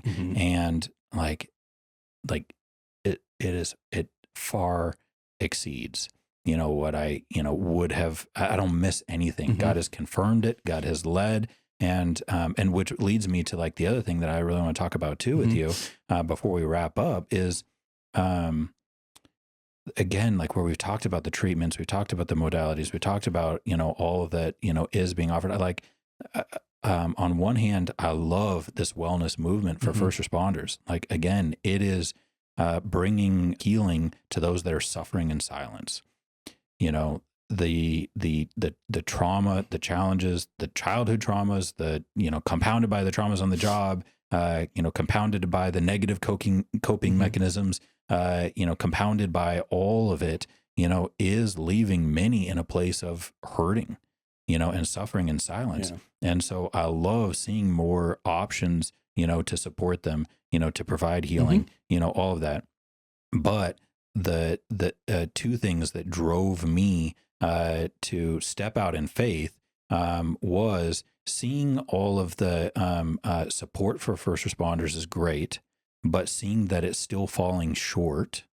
And for me, God growing this burden inside of me of just saying like, that's good, but it's missing something. Yeah. Like we're still like, we're putting a Band-Aid on a gushing wound, right. It's helping to some degree, but there's still a missing piece. Yes. And there's still a major gap. And that's either, and many times is not being talked about at all, or barely talked about, or relegated to that's only the role of the chaplain. And some departments don't even have chaplains or a good chaplain. Right. And like, and then like so few examples to follow.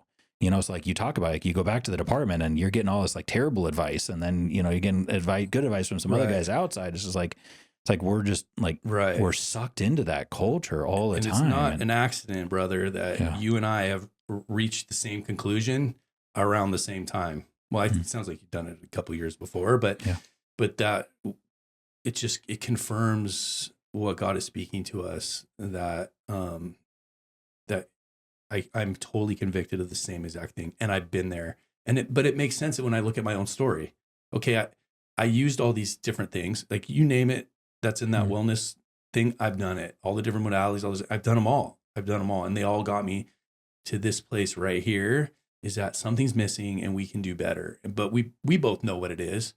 And it just had to, I was tired of consenting to things that didn't sit right in my constitution when it comes to the business of treatment. I'm not going to consent to banking on 30% of our clients coming back to we're not doing a business model around the guys coming back. I'm sorry. I'm not consenting to that no matter what. It's disgusting. Like, I want real transformation, real healing. You know, the first thing that happened when I stopped showing up at the treatment center, they stopped taking the guys to church on Sundays. I was like, oh, okay, there's that. But AA is mandatory.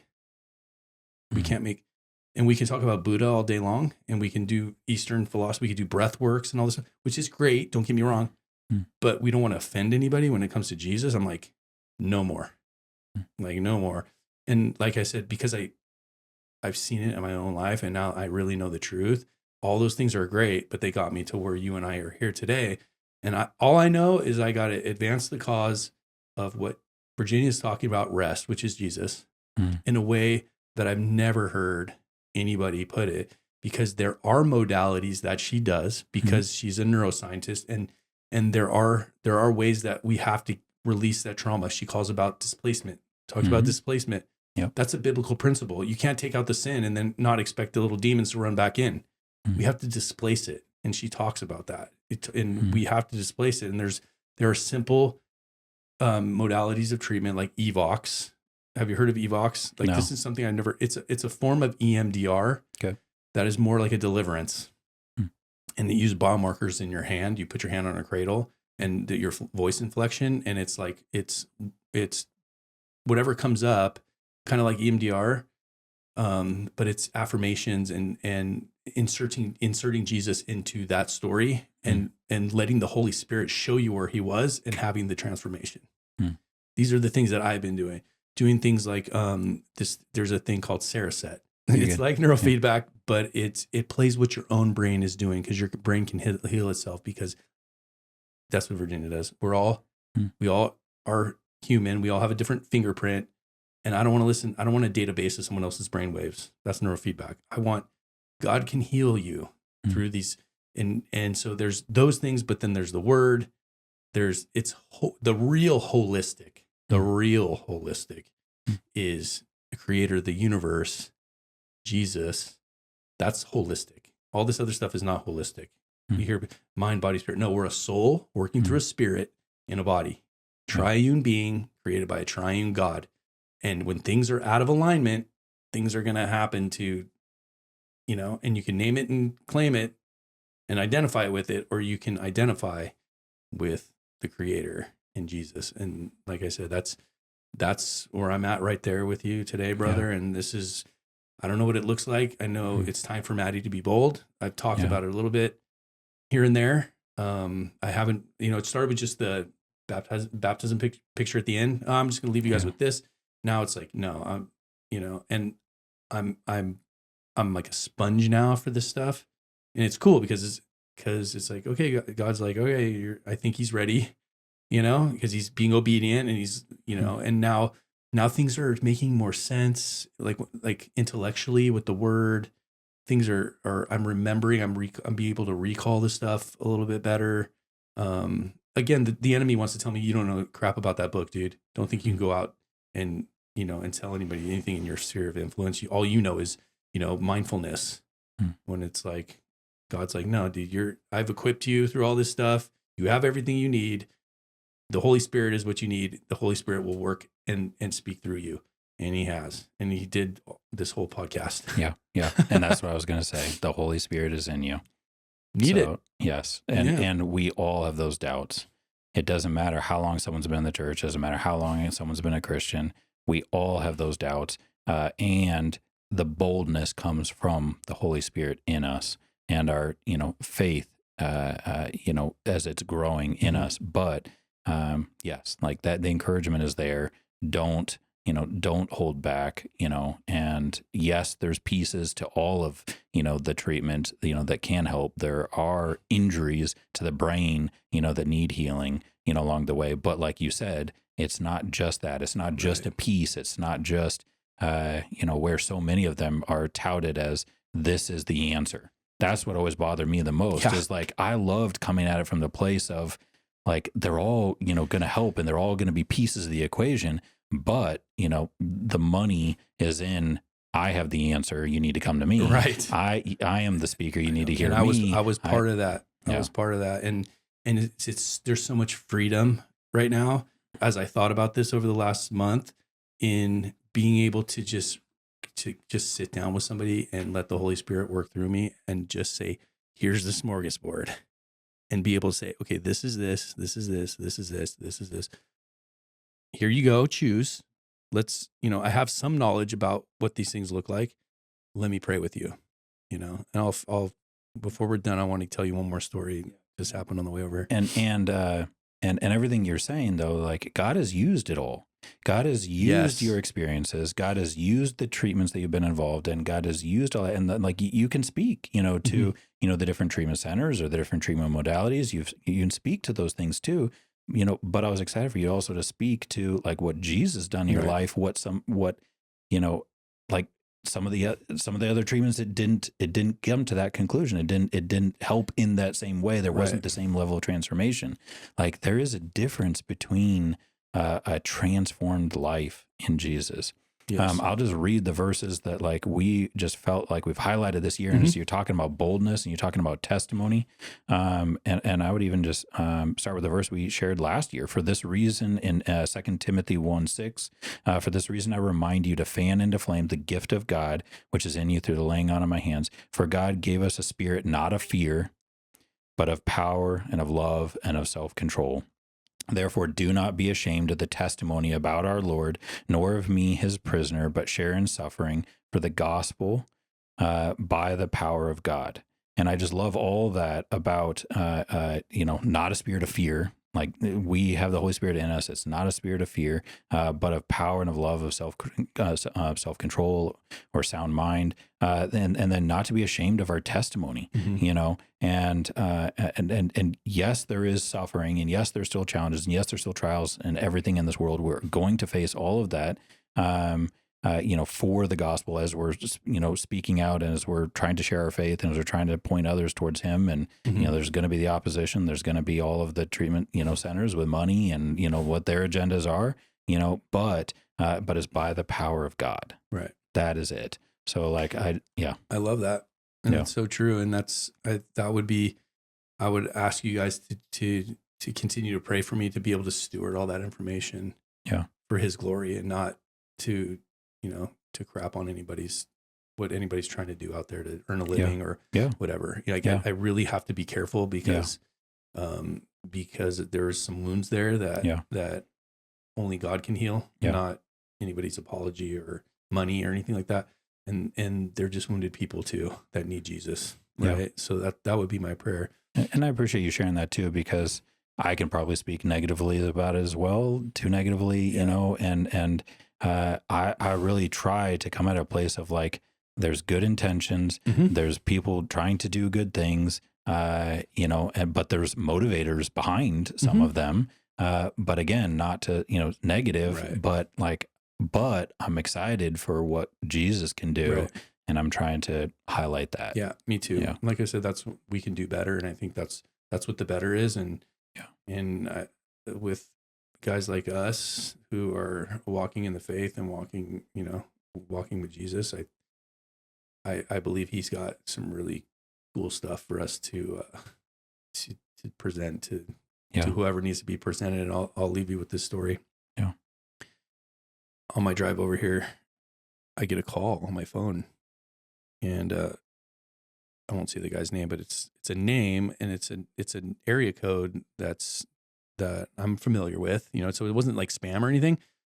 And I pick up my phone most of the time, unless it's like it has a 1 before the number, like, and they say, "What are you doing?" I don't answer those.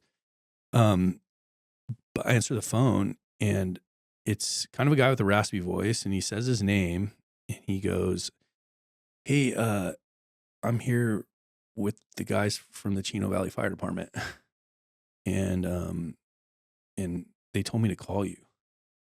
And I'm like, "Okay, cool." So I'm like, "Okay, cool." Like, I go, "Are you a first responder?" Or, you know, because I had just been with those guys, And he's like, no, I'm not a first responder, but I'm having suicidal ideation. I'm going through a rough time, man. And I don't know. They said to call you. So, and then I go, well, are you a veteran or do you have a background of being in the military or anything? And he's like, no. And then I felt this weight of, you shouldn't be talking to this guy, Matty. Like, he's not a first responder or a veteran. So you don't have anything to say to him. It was that. And it was like, and something just took over. And I was like, okay, brother. I go, what's going on in your life? Dude, we talked for like an hour. I heard the guys leave the call. I don't know where, like, and at the end of it, we had a connection. We had a human connection that was not first responder or whatever. And I said, I don't know what I said, bro. I know what we talked about a little bit, but he's like, I said, bro, if you take yourself out of the equation, man, you're not, we all know what happens if we do that. And he said he believed in God. So like after the hour-long conversation, which was wonderful, like, I'm like, can I pray for you, buddy? And like pray for him. And he's like, bro, like I was going to drive my bike like 120 miles home and I'm not going to do that. He's like, I feel better. Thank you. I said, you got my number. I hung up the phone and I wept. And I'm like in the middle of Tennessee, dude, like beautiful sky, amazing trees, like everything's so green. And I was just like, okay, God, like I see you and I get it. And thank you. Like it was just rad. So. I think it's cool that when we are available to God, and it's like, that was a lesson I was learning in peer support. It's like, I'd go into days with my own agenda and things. And it's like, your phone rings. Yeah. And it's like, how are you available and present for whoever is put in front of you? Like, that's not by accident. God ordains that. Yeah. And there's so many times that we can have those thoughts of, why am I talking to this person? Why did I pick up the phone in the first place? Totally. But you were available, and you're able to talk to them. And I think that's like that's what we need to do for each other. Right. We need to meet each other right where we're at. We need to be present. We need to be available. And we need to speak love and truth. And like, that's awesome. It was, I'll never forget that. Yeah. It was super rad. Just happened a couple hours ago. Yeah. Yeah. And that the Chino guys, like, remembered, like, they just thought they're on a call. They thought to like, just give this guy's suicidal. Let's call Matty. Yeah. They'll know what to say to him. Yeah. And it was super cool. You're right. There's going to be no shortage of opportunities for God to use you. So, sure. What would be some like final encouragement that you would share with men and women serving today, still in the thick of it, or retired? Because even being retired, like, that brings challenges.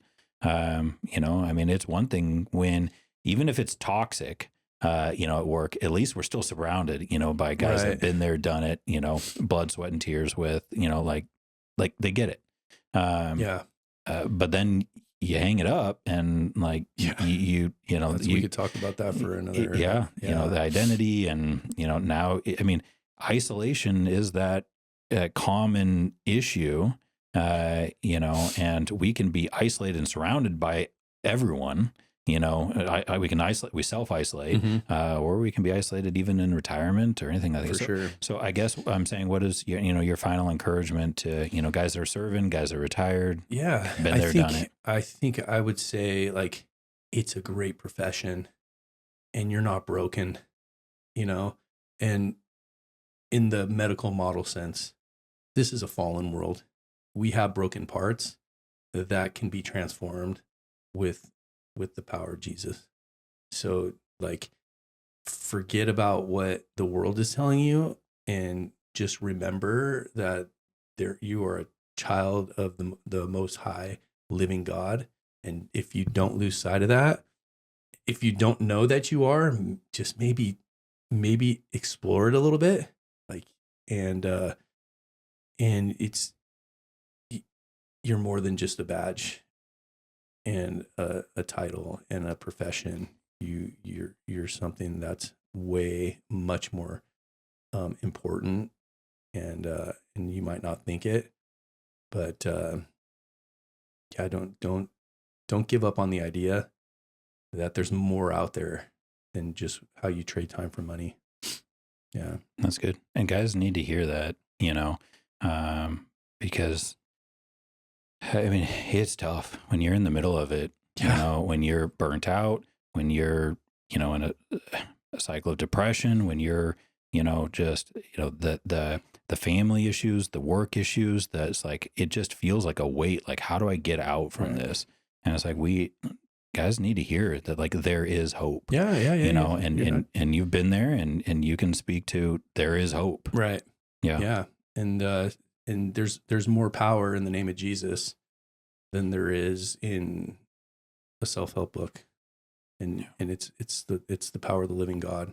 And in those moments where you're feeling that weight and you don't want to reach out, we tell people, reach out. Just speak the name. Just speak the name, and watch what happens.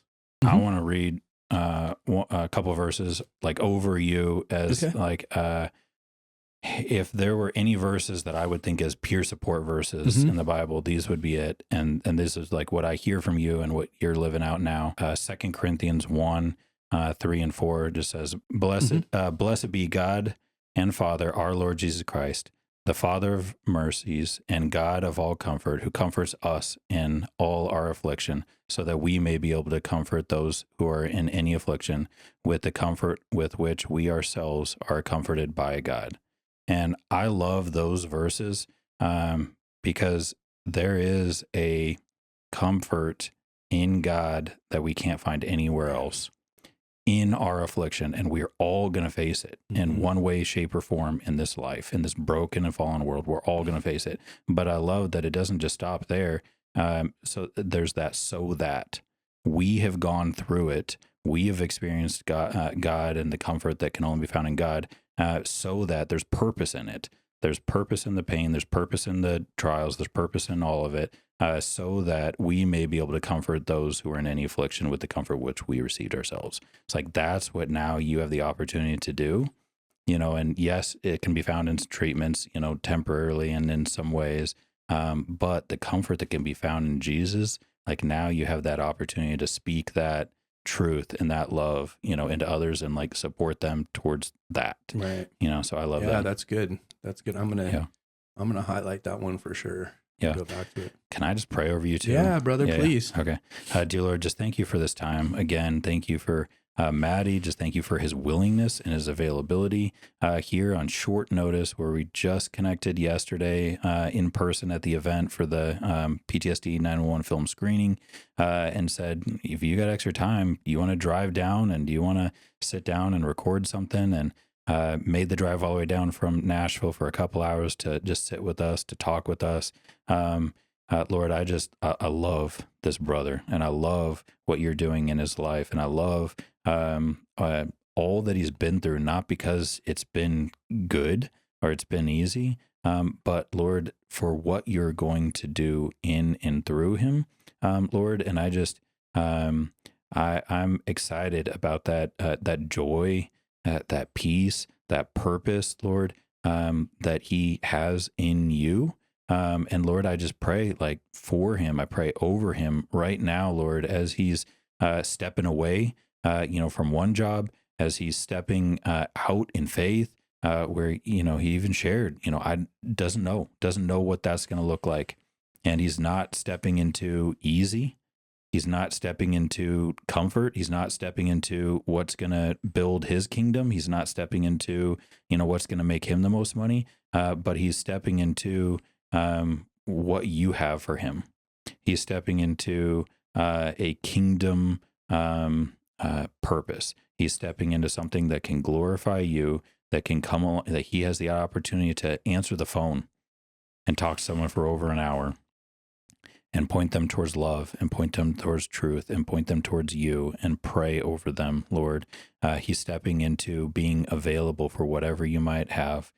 He's stepping into storing up treasures in heaven versus treasures here on earth, Lord. But I just pray that you give him guidance, you give him wisdom, you give him discernment, you surround him with just the mentors, the disciples, Lord, that just to come alongside him, to encourage him, to support him, to pray for him and his family. That God, that you continue to use Matty in a mighty way. Lord, you have so much in store for him. Lord, I just pray for all that you have. Just be with him today. Be with those that listen. Be with all the opportunities that he has moving forward. Lord, I just pray that you're in them, and I pray that you are glorified through them. And I also pray for that boldness, like we've talked about too, to not shrink to fear, to not shrink to doubt, but to recognize, like in 2 Timothy, you have not given us a spirit of fear, but of power and of love and of sound mind. Lord, I just pray that you recognize the spirit that is in him, and you continue to grow that in him. Just thank you for this opportunity. In Jesus' name, amen. Amen. Just thank you again for joining us. It's been an honor to sit and talk with you. If you want to hear other stories like Matty's, go back and listen to the other podcast episodes. Until next time, stay encouraged, be bold, and keep living mission first for Christ.